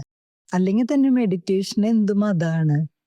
ഏതൊരാൾക്കും അവനവൻ്റെ ഉള്ളിലുള്ള ചൈതന്യവുമായിട്ട് കണക്റ്റഡ് ആവാനായിട്ട് ഒരു മതത്തിൻ്റെ ആവശ്യമുണ്ടോ? പക്ഷേ ഇങ്ങനെ ഒരു മത ആചാരങ്ങളിൽ നമ്മൾ പെട്ടുവെന്നും അല്ലെങ്കിൽ നമ്മൾ ക്രിസ്ത്യാനിറ്റിയിൽ നിന്ന് വേറൊരു മതത്തിലേക്ക് മാറിയെന്നും ഉള്ള പ്രചാരത്തിന് എതിരായിട്ട് എനിക്കൊന്നും ചെയ്യാൻ പറ്റിയില്ല. ഞാൻ പിന്നെ അതൊക്കെ ലീസ്റ്റ് ബോധേഡായി. അതായത് അവരെ കൺവിൻസ് ചെയ്യിക്കാനായിട്ട്. ഞാനൊരു നോൺ റിലീജിയസ് ഓർഗനൈസേഷൻ്റെ പാർട്ട്ണർ, നമ്മളിങ്ങനെയൊക്കെ പലപ്പോഴും പറയുന്നുണ്ടെങ്കിലും അതിലൊന്നും അവരത്ര കൺവിൻസ്ഡ് ആയിരുന്നില്ല എന്നാണ് ഞാൻ മനസ്സിലാക്കുന്നത്. അല്ലെങ്കിൽ അവരെ അത് കൺവിൻസ് ചെയ്യിക്കാനായിട്ട് എനിക്ക് കഴിഞ്ഞില്ല എന്നുള്ളതാണ്. എന്നിട്ടും ഹാർട്ട്ഫുൾനെസ് തന്നെയാണ് എൻ്റെ വഴി. എങ്ങനെ അത് തിരിച്ചറിഞ്ഞു? അത് തിരിച്ചറിഞ്ഞ എന്താണെന്ന് വെച്ചാൽ, നമ്മളിപ്പോൾ ഭക്തിമാർഗത്തിൽ നമ്മൾ പ്രാർത്ഥനയും പള്ളിയിൽ പോവുക ഒക്കെ ചെയ്തിട്ടുണ്ടല്ലോ. പക്ഷെ അവിടെയൊന്നും കിട്ടാത്ത ഒരു ഉള്ളിൻ്റെ ഉള്ളിലുള്ള ഒരു സന്തോഷം, ഒരു സമാധാനം, അതിന് ഒറ്റ വാക്കിൽ എനിക്ക് പറയാനറിയില്ല. പക്ഷെ എൻ്റെ ഉള്ളിൽ ആ വരുന്ന ഫീലിംഗ്, ഈ മെഡിറ്റേഷൻ ചെയ്യുമ്പോൾ വരുന്ന ആ ഫീലിംഗ് സത്യം അറിയിച്ച് ഞാൻ വാക്കുകൾ കൊണ്ട് എക്സ്പ്രസ് ചെയ്യാൻ പറ്റണതേ അല്ല. തുടക്കത്തിലേ അങ്ങനെയായിരുന്നു. അപ്പോൾ അത് ഞാൻ തിരിച്ചറിഞ്ഞപ്പോൾ പിന്നെ അതുമാത്രമല്ല, നമ്മുടെ സ്വഭാവത്തിലിപ്പോൾ ദേഷ്യം വരികയാണെങ്കിൽ എനിക്ക് തോന്നുന്നു ഞാൻ ആദ്യ കാലഘട്ടം കുറച്ച് ഷോർട്ട് ടെമ്പേർഡ് ആയിരുന്നു എന്നാണ് എനിക്കറിയണത്. എന്ന് വെച്ചാൽ ഇങ്ങനെ ഈ അനീതിയൊക്കെ കണ്ടു കഴിഞ്ഞാൽ കൊടുവാളെടുക്കുന്ന പോലത്തെ ഒരു സ്വഭാവം ഉണ്ടായിരുന്നു എനിക്ക് സത്യമല്ല എന്ന് തോന്നിയ കാര്യങ്ങളിൽ. അപ്പോൾ അങ്ങനെ അങ്ങനത്തെ സിറ്റുവേഷൻസൊക്കെ വരുമ്പോൾ ഞാൻ കുറച്ച് അതിനെ ഒന്ന് ഒബ്സർവ് ചെയ്യാൻ തുടങ്ങി. അതായത് വളരെ ഉടനെ തന്നെ ചാടി ഭയങ്കരമായിട്ട് റിയാക്ട് ചെയ്യും ഞാൻ. പെട്ടെന്ന് ക്വിക്കായിട്ട് നമ്മളൊരു ക്ഷമയോടെ ഇങ്ങനെ നോക്കിയിട്ട് റെസ്പോണ്ട് ചെയ്യാന്ന് അങ്ങനെയില്ല, ക്വിക്കായിട്ട് റിയാക്ട് ചെയ്യും. അപ്പോൾ ആ റിയാക്ഷൻസ് പലർക്കും വിഷമങ്ങളൊക്കെ ഉണ്ടാകും. അപ്പോൾ അതുകൊണ്ട് ശത്രുക്കളുടെ എണ്ണത്തിനൊരു കുറവുണ്ടായിരുന്നില്ല, പ്രത്യേകിച്ച് ജോലി സ്ഥലങ്ങളിൽ. അപ്പോൾ മെഡിറ്റേഷൻ തുടങ്ങിയപ്പോൾ ഞാൻ നോക്കുകയാണ്, എനിക്ക് കുറച്ച് ഒരു പേഷ്യൻസ് വരുന്നു. അതായത് ഇതൊക്കെ വരട്ടെ റിയാക്ട് ചെയ്യാൻ വരട്ടെ, അങ്ങനത്തെ അതെനിക്ക് ഭയങ്കര സന്തോഷം ഉണ്ടായി. കാരണം എൻ്റെ ശത്രുക്കളുടെ എണ്ണം അതിൽ കുറഞ്ഞു. വെച്ചാൽ നമ്മളത് നോക്കി ഇങ്ങനെ പതുക്കെ നോക്കി നിൽക്കും, പറയണം. പിന്നെ എനിക്ക് പറയണ്ടാതിരിക്കാനുള്ളൊരു കഴിവ്, അതായത് ഞാൻ റെസ്പോണ്ട് ചെയ്യും, പക്ഷെ ആരെയും വിഷമിപ്പിക്കാണ്ട് റെസ്പോണ്ട് ചെയ്യും. അതിങ്ങനെയല്ല, വളരെ സോഫ്റ്റായിട്ട്. അതാണ് ആദ്യം ഞാൻ തിരിച്ചറിഞ്ഞത്. എനിക്ക് ഒരുപാട് സന്തോഷം ഉണ്ടാക്കി തന്നു. അപ്പം എനിക്കൊരു കാര്യം മനസ്സിലായി, ഒരു ഗുണം വളർത്തിയെടുക്കാൻ ഇത് എന്നെ സഹായിക്കുന്നുണ്ട് എന്നുള്ളത്. അത് വലിയ തിരിച്ചറിവല്ലേ. പിന്നെ ഇങ്ങനെ എല്ലാതും, അതായത് ഇപ്പം നമ്മൾ സ്നേഹമുണ്ട്, പക്ഷെ സ്നേഹം ഉണ്ടെങ്കിൽ അത് കൂടിക്കൂടി വരും, ഗുണങ്ങൾ ഇങ്ങനെ കൂടിക്കൂടി വരും. അതുപോലെ ഇപ്പോൾ നമുക്ക് ദോഷങ്ങൾ, ഇപ്പോൾ നമുക്ക് ക്ഷമയില്ലാന്ന് വെച്ചാൽ അപ്പോൾ ആ ദോഷം കുറഞ്ഞു വരും. അതൊരു ഭയങ്കര ഒരു പ്രത്യേകതയിൽ ഞാൻ നോക്കിയിട്ടുള്ള ഒരു കാര്യമാണ്. അതായത് പല ഗുണങ്ങളും അതിൻ്റെ തീവ്രതയിലേക്ക്, അതിൻ്റെ പെർഫെക്ഷനിലേക്ക് മൂവ് ചെയ്യണം. ദോഷങ്ങൾ അതിങ്ങനെ കുറഞ്ഞു വന്നിട്ട് ഒട്ടും ഇല്ലാണ്ടാവണം. പിന്നെ നമുക്ക് എന്താ വേണ്ടത്, നമ്മൾ നല്ല കുട്ടികളാവല്ലേ, അപ്പോൾ സന്തോഷമായില്ലേ നമുക്ക്. അപ്പോൾ അത് ഇങ്ങനെ പിടിച്ചു നിൽക്കാനുള്ള ഒരു ഭയങ്കര ശക്തിയാണ്. പിന്നെ 3 വർഷമൊക്കെ കഴിഞ്ഞപ്പോൾ എൻ്റെ ക്ലോസ് റിലേഷനിലുള്ള, അപ്പോൾ എൻ്റെ സിസ്റ്റേഴ്സ്, അമ്മ, അവരൊക്കെ അത് റിയലൈസ് ചെയ്തു. അവർ എന്നെ ആക്സെപ്റ്റ് ചെയ്തു. ബാക്കി ഇപ്പോഴും ഇല്ലാത്ത ആൾക്കാരൊക്കെ, ആക്സെപ്റ്റ് ചെയ്യാത്ത ആൾക്കാരൊക്കെ ഉണ്ട്. അമ്മയുടെ കുടുംബം പൊതുവേ എനിക്ക് സപ്പോർട്ടാണ്, പക്ഷെ അപ്പച്ചൻ്റെ കുടുംബം ഇപ്പോഴും നമുക്ക് എഗെയിൻസ്റ്റ് തന്നെയാണ്, നമ്മളെ ആക്സെപ്റ്റ് ചെയ്യുന്നില്ല. അപ്പോൾ ചേച്ചിയുടെ ഉള്ളിലുള്ള മാറ്റങ്ങൾ പുറമെയുള്ളവർക്കും കാണാൻ പറ്റിയെന്നാണ് പറയുന്നത്. അവർക്കത് ശ്രദ്ധിക്കാൻ തുടങ്ങിയല്ലേ അവര്? ആൾക്കാർ എല്ലാവരും ശ്രദ്ധിക്കാൻ തുടങ്ങി. നമ്മളിപ്പോൾ ഒരു പ്രൊഫഷണലാണല്ലോ, അപ്പോൾ ജോലി സ്ഥലത്ത് എല്ലാവരും നോട്ട് ചെയ്യുമല്ലോ. അപ്പം അങ്ങനെ പലരും ചോദിച്ചു, അതായത് മോളി എന്താ ചെയ്യണേ, എന്തോ മോളി ചെയ്യണ്ടെന്ന് അറിയാം എന്താ ചെയ്യണേന്ന്. അതെനിക്കൊരു ഭയങ്കര പ്രോത്സാഹനമല്ലേ അത്. അപ്പം ഞാനിങ്ങനെ മെഡിറ്റേഷൻ, ഞാൻ ഇരുന്ന എല്ലാ സ്കൂളുകളിലും, ഞാൻ വർക്ക് ചെയ്ത എല്ലാ സ്കൂളുകളിലും അധ്യാപകർക്ക് മെഡിറ്റേഷൻ ഉണ്ട്. ഞാൻ പ്രിസെപ്റ്റർ ആയതിനു ശേഷവും അതിനു മുന്നും അവർക്ക് എല്ലാവർക്കും സിറ്റിംഗ് 3 ഡേ സിറ്റിംഗ് ഇൻട്രൊഡക്ഷൻ കഴിഞ്ഞിട്ടുണ്ട് എല്ലാവരുടെയും. ഞാൻ ജോലി ചെയ്ത എല്ലാ സ്കൂളിലെ എല്ലാ അധ്യാപകർക്കും. പിന്നെ കൂടുതൽ വേണ്ടവർക്കൊക്കെ നമ്മൾ കൂടുതൽ ഇൻഡിവിജ്വൽ സിറ്റിങ്സ് കൊടുക്കുക അങ്ങനെയൊക്കെ ആയിട്ടുണ്ട്. അപ്പോൾ എന്ന് വെച്ചാൽ അത് അവർ തിരിച്ചറിഞ്ഞു എന്നുള്ളതല്ലേ. അതുകൊണ്ടാവുമല്ലോ അവരിതിങ്ങനെ ചോദിക്കുന്നുണ്ടാവുക. പിന്നെ ചില ഇപ്പം നമ്മളിത് പറയുമ്പോൾ പൊക്കി പറയലാവുകയാണെങ്കിൽ ക്ഷമിക്കണം.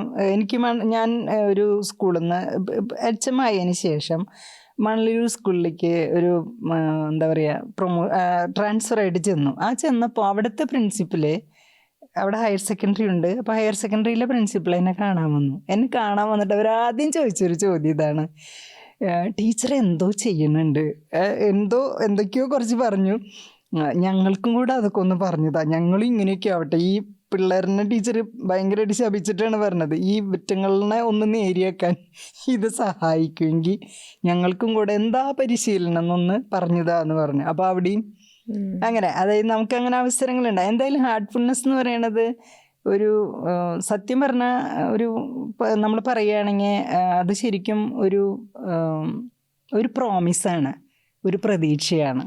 അതാണ് എന്നെ സംബന്ധിച്ച് Heartfulness. Really it's a promise, it's a hope. ഭയങ്കര നല്ലൊരു കേൾക്കുമ്പോൾ തന്നെ ശരിക്കും ഇത് എനിക്ക് ശരിക്കും ഫീൽ ചെയ്തിട്ടുള്ള ഒരു കാര്യമാണ്. കാരണം നമ്മളിങ്ങനെ ഒറ്റപ്പെട്ടപ്പോഴൊക്കെ, അതായത് പള്ളിയിൽ നിന്ന് നമ്മളെ പുറത്താക്കിയ പോലെയാണ്. എന്ന് വെച്ചാൽ നമ്മൾ ക്രിസ്ത്യൻസ് ഒന്നും നമ്മളോട് മിണ്ടാൻ പാടില്ല. പിന്നെ അതുപോലെ നമ്മളെ അവരുടെ വീടുകളിലേക്ക് ക്ഷണിക്കുക. അപ്പം ഞാൻ താമസിക്കുന്ന സ്ഥലത്തും എനിക്കിതുപോലെ ബാനാണ്. ചിലർ നമ്മളോട് ഭയങ്കര സ്നേഹം, നമ്മളെ വളരെ അടുത്തറിയുന്ന ആൾക്കാർക്ക് നമ്മളെ ഉപേക്ഷിക്കാൻ പറ്റാതെ കാരണം വിളിക്കും. പക്ഷെ എന്നാലും എനിക്ക് തോന്നുന്നു അവർക്കുള്ളിൽ ഭയം ഉണ്ടെന്ന് തോന്നുന്നു. ഞാൻ ചെന്നാൽ ഇനി അച്ഛന്മാരെന്താ പറയാവോ, എന്നോട് സെറ്റായാൽ, അങ്ങനത്തെ ഒരു ഭയം അവരുടെ ഉള്ളിലുണ്ടെന്ന് തോന്നുന്നു. പക്ഷെ ചിലർ കുറേ പേര് നമ്മളെ ഒഴിവാക്കി ആ സമയത്തൊക്കെ. പിന്നെ അത് മാത്രമല്ല, ഇപ്പോൾ ഈ റിലീജിയൻ്റെ ഒക്കെ ഒരു പ്രത്യേകത, പ്രത്യേകിച്ച് ക്രിസ്ത്യാനിറ്റി പോലുള്ള ഒരു റിലീജിയൻ്റെ പ്രത്യേകത എന്ന് പറഞ്ഞാൽ അവർ നമ്മുടെ നന്മയേക്കാൾ കൂടുതൽ ആ മതത്തിലൊരാൾ കുറഞ്ഞൂലോ എന്നുള്ള ഒരു പേടി അവർക്കുണ്ടെന്ന് തോന്നുന്നു. അപ്പോൾ എന്താണെന്ന് വെച്ചാൽ അവരൊക്കെ ഇടയ്ക്കിടയ്ക്ക് വന്ന് നമ്മളെ ക്യാൻവാസ് ചെയ്യാൻ വരും. അപ്പം അതിൽ കുറച്ച് ത്രെട്ടനിങ്ങും ഇല്ലായില്ല. കാരണം നമ്മൾ മരിച്ചു കഴിഞ്ഞാൽ നമ്മുടെ ബോഡി സംസ്കരിക്കില്ല എന്നുള്ളതാണ്. പിന്നെ അന്ന് എൻ്റെ മോളുടെ കല്യാണം കഴിഞ്ഞിട്ടില്ലല്ലോ, അപ്പോൾ കല്യാണം പള്ളിയിൽ നടത്തില്ല എന്ന്. ഇത് രണ്ടും ഭയങ്കര ത്രെട്ടനിങ് ആയിരുന്നു. അപ്പോൾ പക്ഷെ അത് നമ്മളതിനെക്കുറിച്ച് ആലോചിച്ചിട്ടില്ല കേട്ടോ. അതായത് ഇത്രയും നമുക്ക് തരാവുന്ന ഒരു ഗുരു നമുക്കുണ്ടെങ്കിൽ, അല്ലെങ്കിൽ നമ്മളെ ഇങ്ങനെ കറക്റ്റായിട്ടൊരു ട്രാക്കിൽ കൂടെ കൊണ്ടുപോകുന്ന ഒരു ഗൈഡ് നമുക്കുണ്ടെങ്കിൽ, വൈ ഷുഡ് ബി ഫിയർ? അത് ആ ഫെയ്ത്ത് ഒരു വല്ലാത്തൊരു ഇതിലാണ് നമുക്ക് വന്നത്. അപ്പം എന്താണെന്ന് വെച്ചാൽ നമ്മൾ ചോദിച്ചിട്ടൊന്നുമല്ല ഇത്രയും തന്നത്, നമ്മളെ ഇത്രയും വഴി നടത്തിയത് നമ്മൾ ചോദിച്ചിട്ടല്ല. അപ്പം അങ്ങനെയാണെങ്കിൽ അടുത്ത ഫ്യൂച്ചറിനെ കുറിച്ച് നമ്മൾ എന്തിനാ ആലോചിക്കണം? ആ സമയം വരുമ്പോൾ അതിനുള്ള സൊല്യൂഷനും വരും. It will come from nature. അത് ഹാർട്ട്ഫുൾനെസ് തന്നൊരു ഫെയ്ത്താണ്. പക്ഷേ ഇതുവരെ ഇപ്പോൾ ഞാൻ ഒരു 10-14 വർഷമായി പരിശീലിക്കണു. ഇതുവരെ എൻ്റെ ഫെയ്ത്തിന് ഒരു തിരി പോലും ഇളക്കം വരില്ല. കാരണം അങ്ങനെ ഇപ്പോൾ എനിക്ക് ഹാർട്ട്ഫുൾനെസ്സിന് എന്താ കൊടുക്കാനുള്ളതെന്ന് ചോദിച്ചു കഴിഞ്ഞാൽ എൻ്റെ ലൈഫും ഞാനും അത് തന്നെയാണ്. വേറെ എനിക്ക് അതിൽ കൂടുതലൊന്നും നമ്മൾ പിന്നെ എന്താണെന്ന് വെച്ചാൽ, ഇപ്പോൾ നമ്മളെ തുടക്കം തൊട്ടേ അറിയുന്ന ആളുകൾക്ക് നമ്മളെ ഒന്ന് ഒബ്സർവ് ചെയ്യാം, നമ്മുടെ ലൈഫ് എങ്ങനെയോ പോകണമെന്നുള്ളത്. ഒരാൾ തനിച്ച് ഇത്രയും നേരിടാനുള്ള കരുത്ത് ആൾക്കുണ്ടെങ്കിൽ ഇറ്റ്സ് കമ്മിങ് ഫ്രം വിതിൻ. അല്ലാണ്ട് പുറത്തുനിന്ന് നമുക്ക് കിട്ടുന്ന എല്ലാ സഹായങ്ങളും ഒരു നിമിഷം പിൻവലിക്കപ്പെടും. നമ്മൾ പറയില്ലേ, ആരാണ്ട് കൈ തലയ്ക്ക് വെച്ച് ഉറങ്ങിയാൽ നമ്മൾ ഉറങ്ങിയാൽ അത് വലിക്കില്ലേ അവർ, അപ്പം നമുക്ക് സുഖമായിട്ട് ഉറങ്ങാൻ പറ്റില്ലല്ലോ. പക്ഷെ അതേസമയം that strength is within us. അത് അങ്ങനെ നമ്മൾ റിയലൈസ് ചെയ്യുമ്പോൾ അത് നമ്മുടെ ഉള്ളിലുണ്ട്. അതാർക്കും തിരിച്ചെടുക്കാൻ പറ്റില്ല. നമുക്ക് സുഖമായിട്ട് ആ ഫെയ്ത്തിൽ നമുക്ക് അങ്ങനെ നമ്മുടെ ലൈഫ് വളരെ സ്മൂത്തായിട്ട് മുന്നോട്ട് കൊണ്ടുപോകാം. ഹാർട്ട്ഫുൾനെസ്സിൽ ഇപ്പോൾ ചേച്ചി പറഞ്ഞല്ലോ കുറേ നാൾ പ്രാക്ടീസ് ചെയ്തതിന് ശേഷം, പിന്നെ ചേച്ചി എങ്ങനെയാണ് ഹാർട്ട്ഫുൾനെസ്സിനെ കൂടുതൽ സർവീസിങ് മെൻറ്റാലിറ്റിയിലേക്ക് ചേച്ചി വന്നത്? എങ്ങനെയാണ് അതായത് ചേച്ചി ആദ്യം പറഞ്ഞു എനിക്ക് കുറെ കിട്ടി, ഇനി ഹാർട്ട്ഫുൾനെസ്സിന് എന്തെങ്കിലും കൊടുക്കാനുണ്ടോ, അങ്ങനത്തെ ഒരു ചിന്ത എപ്പോഴെങ്കിലും? അതെന്താന്ന് വെച്ചാൽ നമ്മൾ വളരും തോറും നമുക്ക് നമ്മളെ വളരാൻ സഹായിക്കുന്ന ഒരു സിസ്റ്റം, ആ സിസ്റ്റത്തിലേക്ക് നമുക്ക് എന്തെങ്കിലും ചെയ്യാൻ പറ്റണ്ടേ. പിന്നെ അത് മാത്രമല്ല, ഇത് നമ്മൾ വളരുന്ന പോലെ മറ്റുള്ളവരെ വളരാൻ നമുക്ക് സഹായിക്കുകയാണെങ്കിൽ നല്ലതല്ലേ. അപ്പോൾ പിന്നെ ഞാൻ പ്രൊഫഷനൊക്കെ അവൾക്ക് അത് കണക്റ്റഡ് ആണ്. ഞാനൊരു ടീച്ചറായിരുന്നല്ലോ, അപ്പോൾ എപ്പോഴും ഇങ്ങനെ കുട്ടികൾക്ക് കൊടുത്ത് വന്നതല്ലേ നമ്മൾ. അപ്പം അത് പിന്നെ എന്താ വെച്ചാൽ, പിന്നെ ഇതിലുണ്ടല്ലോ ഒരു റെസ്പോൺസിബിലിറ്റി. നമ്മളിപ്പോൾ ചെറുതാണെങ്കിലും, ഇപ്പോൾ ഫോർ എക്സാമ്പിൾ അവിടുത്തെ ഞങ്ങളുടെ ആശ്രമത്തിലെ കിച്ചണിൻ്റെ ചാർജായിരുന്നു എനിക്ക് ആദ്യം. അപ്പോൾ അതിങ്ങനെ ഭംഗിയിലൊക്കെ ചെയ്തുകൊണ്ടിരുമ്പോൾ എനിക്ക് തോന്നുന്നത് എന്താണെന്ന് വെച്ചാൽ, എത്ര ജോലി ചെയ്താലും നമുക്കൊരു ക്ഷീണം തോന്നുന്നില്ല. അതെന്താണ് അതിൻ്റെ ടെക്നിക്കെന്ന് എനിക്കറിയില്ല. എനിക്ക് തോന്നുന്നു നമ്മളത് നമ്മുടെ ഉള്ളിലുള്ള ആ ഡിവിനിറ്റിയുമായി കണക്ട് ചെയ്ത് ചെയ്യണമുണ്ടോ അങ്ങനെ. അതായത് ആ കർമ്മത്തിൽ ഒരു പരിശുദ്ധിയും ഉണ്ട്. അതും നമുക്ക്, അല്ലെങ്കിൽ നമ്മൾ ഇത്രയും ജോലിയൊക്കെ ചെയ്താൽ, കുറേ ജോലികളൊക്കെ ചെയ്താൽ നമുക്കൊരു ക്ഷീണം തോന്നില്ല. ഇത് ക്ഷീണം തോന്നില്ല, അതേപോലെ സന്തോഷം വരും. എന്നോട് എല്ലാവരും വേറൊരു ചോദ്യം ചോദിക്കണ ഒരു ചോദ്യമാണ്, കാലത്ത് ജോലിക്ക് ചെന്ന് കഴിഞ്ഞാൽ, ഇപ്പോൾ HM ആകുമ്പോഴാണ് എല്ലാവരും ഇങ്ങനെ ചോദിക്കുക. കാരണം ഒരു ഗവൺമെൻറ് സ്കൂളിലെ ഹെഡ് മിസ്ട്രസ് എന്ന് പറഞ്ഞാൽ ഒരു ഗസറ്റഡ് പോസ്റ്റാണ്. അപ്പോൾ ഒരുപാട് തലവേദനകളുണ്ട് അവിടെ. എന്നുവെച്ചാൽ നമുക്ക് കുറച്ച് സ്വാതന്ത്ര്യക്കുറവുണ്ട്, ഭയങ്കര തലവേദനകളുണ്ട്. എന്നുവെച്ചാൽ എല്ലാവർക്കും കയറി ഇറങ്ങാവുന്ന ഒരു സ്ഥലമാണല്ലോ, അവർക്കൊക്കെ എല്ലാവർക്കും സ്വാതന്ത്ര്യമുള്ള ഒരു സ്ഥലമാണല്ലോ. അപ്പോൾ കുറേ ടെൻഷനുള്ള കുറേ കാര്യങ്ങളുണ്ട്. പക്ഷേ അപ്പോൾ എല്ലാവരും ചോദിക്കണ ഒരു ചോദ്യം എന്നോട് ഞാൻ കേട്ടിട്ടില്ല, എന്താണെന്ന് വെച്ചാൽ, മോൾ ടീച്ചർ കാലത്ത് വന്നാൽ വൈകുന്നേരം പോകുമ്പോഴും ഇതേപോലെ ഒരേ എനർജിയിൽ എങ്ങനെ നിൽക്കണമെന്നുള്ളത്. അതെൻ്റെ മാസ്റ്റർ പറഞ്ഞ ശക്തിയാണ്. അതായത് അത് നമ്മുടെ ഈ കർമ്മം നമുക്ക് തരുന്ന എനർജിയാണത്. അപ്പം മെഡിറ്റേഷൻ ചെയ്യുന്ന ആർക്കും ഇത് കിട്ടും, എനിക്ക് കിട്ടും ചിങ്ങ, പിന്നെ ആർക്കും അപ്പം ഇത് കിട്ടാതിരിക്കുക, ഞാൻ അത് ആലോചിക്കും.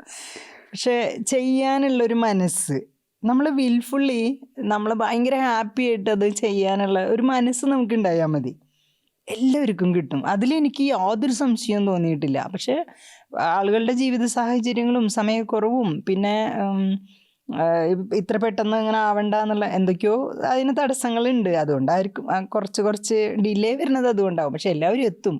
കാരണമായിട്ടാണോ ചേച്ചി പ്രിസെപ്റ്റർ ആവാനുള്ളൊരു തയ്യാറെടുപ്പൊക്കെ എങ്ങനെയാണ്? പ്രിസെപ്റ്റർ ആവാനായിട്ട് അവിടെ ഞങ്ങളുടെ അന്നത്തെ ഒരു സെൻറ്റർ കോർഡിനേറ്റർ ഉണ്ടായിരുന്നു ഞങ്ങളുടെ ആശ്രമത്തിൽ. അപ്പോൾ അദ്ദേഹം ഇങ്ങനെ അവിടുത്തെ നല്ല അഭ്യാസിക്ക്, വളരെ നന്നായിട്ട് പരിശീലിക്കണം അഭ്യാസിക്ക് ഒരു ഗിഫ്റ്റ് കൊടുക്കും. അങ്ങനെ എനിക്ക് ഈ ബാഡ്ജ് പ്രിസെപ്റ്ററിൻ്റെ ബാഡ്ജല്ല, ഇങ്ങനത്തെ കുഞ്ഞൊരു ബാഡ്ജ് ഉണ്ട്. ആ ബാഡ്ജ് എനിക്ക് ആദ്യം കിട്ടി. അതെനിക്ക് കുത്താൻ ഭയങ്കര ഇഷ്ടമായിരുന്നു. അത് കഴിഞ്ഞിട്ട് പിന്നെ ഞാൻ വിചാരിച്ചു എന്താണെന്ന് വെച്ചാൽ, എനിക്കിതിൽ ചെയ്യാൻ പറ്റണത് ഇപ്പോൾ പിന്നെ ടീച്ചറാണ്, HM ആണ്. അപ്പോൾ എനിക്ക് എൻ്റെ സ്കൂളിൽ ഫ്രീ ആയിട്ട് വർക്ക് ചെയ്യണമെങ്കിൽ ഞാനൊരു പ്രിസെപ്റ്റർ ആയാൽ എനിക്ക് വേറെ ആരെയും ഡിപ്പെൻഡ് ചെയ്യണ്ടല്ലോ. പിന്നെ ഞാൻ ചെയ്യുമ്പോൾ വേറൊരാൾ വന്ന് ചെയ്യണേക്കാളും കുറച്ചും കൂടിയും ഞാൻ ചെയ്യുമ്പോൾ എന്നുവെച്ചാൽ ഞാൻ അവരുടെ അതോറിറ്റിയും കൂടിയാണ്. അപ്പോൾ ടീച്ചർ ചെയ്യണ ഒരു പ്രോസസ്സ് ടീച്ചർ ഞങ്ങളെ പഠിപ്പിക്കുന്നു. അപ്പോൾ അത് അവർക്ക് ഇഷ്ടമാണ്. അത് തിരിച്ചറിഞ്ഞപ്പോൾ എനിക്ക് തോന്നിയത്, പിന്നെ എൻ്റെ അന്നത്തെ സോണൽ കോർഡിനേറ്റർ ഇങ്ങനെ ഒരു ഇത് വെച്ചപ്പോൾ, മോളി ഒന്ന് കൊടുക്കുമെന്ന് പറഞ്ഞപ്പോൾ ആദ്യം എൻ്റെ വിചാരം എന്താ വെച്ചാൽ, ഭയങ്കര മൈൻഡൊക്കെ ഭയങ്കര സ്റ്റേബിളായിട്ട് ഭയങ്കര റെഗുലേറ്റഡ് ആയിട്ടുള്ള ആളുകളാണ് പ്രിസെപ്റ്റർ ആവേണ്ടത്. അപ്പോൾ ഞാൻ അത്ര ആയോന്ന് എനിക്കൊരു സംശയം ഉണ്ടായിരുന്നു. അപ്പോൾ അദ്ദേഹം എന്നോട് പറഞ്ഞത് എന്താണെന്ന് വെച്ചാൽ, ഇത് അയക്കാം. പിന്നെ അന്ന് ചാരിറ്റി മാസ്റ്റർ എൻ്റെ ഒരു അറിവ് ശരിയാണെങ്കിൽ നമ്മുടെ ഫോട്ടോ അയക്കും. ഫോട്ടോ ചോദിച്ചിട്ടുണ്ടായിരുന്നു. ഫോട്ടോ അയച്ചിട്ട് ആ ഫോട്ടോയിൽ നോക്കിയിട്ട് നമ്മളെ വേണോ വേണ്ടേ എന്നുള്ളത് മാസ്റ്റർ അങ്ങനെയാണ് തീരുമാനിക്കാം എന്ന് പറഞ്ഞു. അപ്പം ഞാൻ അപേക്ഷ സൈൻ ചെയ്ത് ഫോട്ടോ ഒക്കെ കൊടുത്തു. അപ്പം ഞാൻ പിന്നെ വെയിറ്റ് ചെയ്തു. എന്നുവെച്ചാൽ മാസ്റ്റർ ഡിസൈഡ് ചെയ്യണതല്ലേ. എനിക്കങ്ങനെ ഞാൻ അത്ര ആയിട്ടുണ്ടെങ്കിൽ, അല്ലെങ്കിൽ ആ സർവീസ് മൈൻഡ് എന്നിലുണ്ടോയെന്ന് എൻ്റെ ഹാർട്ട് അറിയുന്ന ഒരാളാണല്ലോ ഇത് തിരഞ്ഞെടുക്കുന്നത്. ഇറ്റ്സ് ഓക്കെ എന്ന് വിചാരിച്ചിരുന്നു. പക്ഷേ ആ സമയത്താണ് മാസ്റ്റർക്ക് വയ്യാതെ ആ ഡിസംബറിൽ മാസ്റ്റർ നമ്മളെ വിട്ടുപോയി. പിന്നെ ദാജി മാസ്റ്റർ വന്നപ്പോൾ മാസ്റ്ററിൻ്റെ രീതി മാറിയില്ലേ. അപ്പോൾ അങ്ങനെ ടെസ്റ്റ് വേണം, ബുക്ക് വായിക്കണം. ആ ഫസ്റ്റ് ബാച്ചിൽ, അതായത് ഈ ടെസ്റ്റ് വന്നിട്ട് ആദ്യത്തെ ബാച്ചിൽ പ്രിസെപ്റ്ററായി. ചേച്ചി ഈ സമയത്ത് തന്നെ ഓർത്ത്, ചേച്ചി ഹാർട്ട്ഫുൾനെസ്സിനോടുള്ള റിലേഷൻ ഇത്ര നേരം പറഞ്ഞല്ലോ. ഹാർട്ട്ഫുൾനെസ്സിൻ്റെ ഒരു പ്രധാന ഭാഗമാണല്ലോ ഗുരുവിനോടുള്ള ബന്ധം എങ്ങനെയാണ് സ്വന്തം അത് ഡെവലപ്പായത് ഈ പ്രാക്ടീസിൽ കൂടെയാണോ, അല്ലെങ്കിൽ അല്ലാതെ എന്തെങ്കിലും? അത് പ്രാക്ടീസ് ഇല്ല. കാരണം മെഡിറ്റേഷനൊക്കെ ചെയ്യുമ്പോൾ നമ്മൾക്ക് വേറൊരു ആരോ നമുക്ക് ശക്തി പകരുന്നൊരു ഫീലിംഗ് ഉണ്ട്. അതെന്തായാലും എൻ്റെ ഒരു വിശ്വാസം അതെൻ്റെ ഗുരുവിൻ്റെ ആണെന്ന് തന്നെയാണ്. കാരണം ഒരു പ്രത്യേക എനർജി നമുക്ക് വരുന്നു. ആ എനർജി നമുക്ക് കർമ്മം ചെയ്യാനായിട്ട് നമ്മളെ സഹായിക്കുന്നു. പിന്നെ അതുപോലെ തന്നെ കുറേ കാര്യങ്ങൾ നമുക്ക് മനസ്സിലാവണു. അപ്പം അതൊന്നും നേരത്തെ നമുക്ക് ഉണ്ടായിരുന്നില്ല. പിന്നെ ഈ പ്രാണാഹൂതി അത്ര നിസ്സാരമല്ലല്ലോ. അപ്പോൾ ആ പ്രാണാഹൂതി തരുന്നത് ഒരു മനുഷ്യനാണെന്നുള്ള ഒരു തിരിച്ചറിവ്. അപ്പോൾ അദ്ദേഹത്തിനോട് നമുക്ക് അളവിൽ കവിഞ്ഞ ഭക്തി ഇനിയല്ലേ ഉണ്ടാവും. പിന്നെ അദ്ദേഹത്തിൻ്റെ ആ സ്പിരിച്വൽ ലെവല്, ഇത്രയും ഉയർന്ന ആധ്യാത്മിക നിലയിൽ നിൽക്കുന്ന ഒരു വ്യക്തിയുടെ ഊർജം നമുക്ക് തരുന്നു. അപ്പോൾ അങ്ങനെ ആദ്യമൊക്കെ ശരിക്കും സ്നേഹം എന്നല്ല, ഒരു ഭയങ്കര ബഹുമാനമുള്ള ഒരു ചെറിയ അകൽച്ചയുണ്ട് എനിക്ക്. അതിപ്പോഴും എനിക്ക് പൂർത്തിയായിട്ടില്ല കേട്ടോ. ബഹുമാനം കൊണ്ടുള്ള എനിക്കിപ്പോഴും മാസ്റ്ററെ അടുത്ത് ചെന്ന് നിൽക്കാനൊക്കെ പറഞ്ഞാലൊന്നും എനിക്കതത്ര സെറ്റാവില്ല. അദ്ദേഹത്തിൻ്റെ അടുത്ത് നിൽക്കാനുള്ള ഒരു അർഹത എനിക്കിപ്പോഴും അങ്ങനെ എനിക്ക് ഫീൽ ചെയ്യണില്ല. എല്ലാവരും ഇങ്ങനെ മാസ്റ്ററൊക്കെ വരുമ്പോൾ തിക്കിക്കൂടി പക്ഷേ എനിക്ക് പേടിയാണ്, ഞാൻ മാറി നിൽക്കും. എൻ്റെ ഉള്ളിൽ ഭയങ്കര സ്നേഹമാണ്, ഭയങ്കര ബഹുമാനമാണ്. പക്ഷെ എനിക്ക് ഫിസിക്കൽ പ്രസൻസിൽ ചെന്ന് നിൽക്കാനുള്ള ധൈര്യം ഇപ്പോഴും ഇല്ല.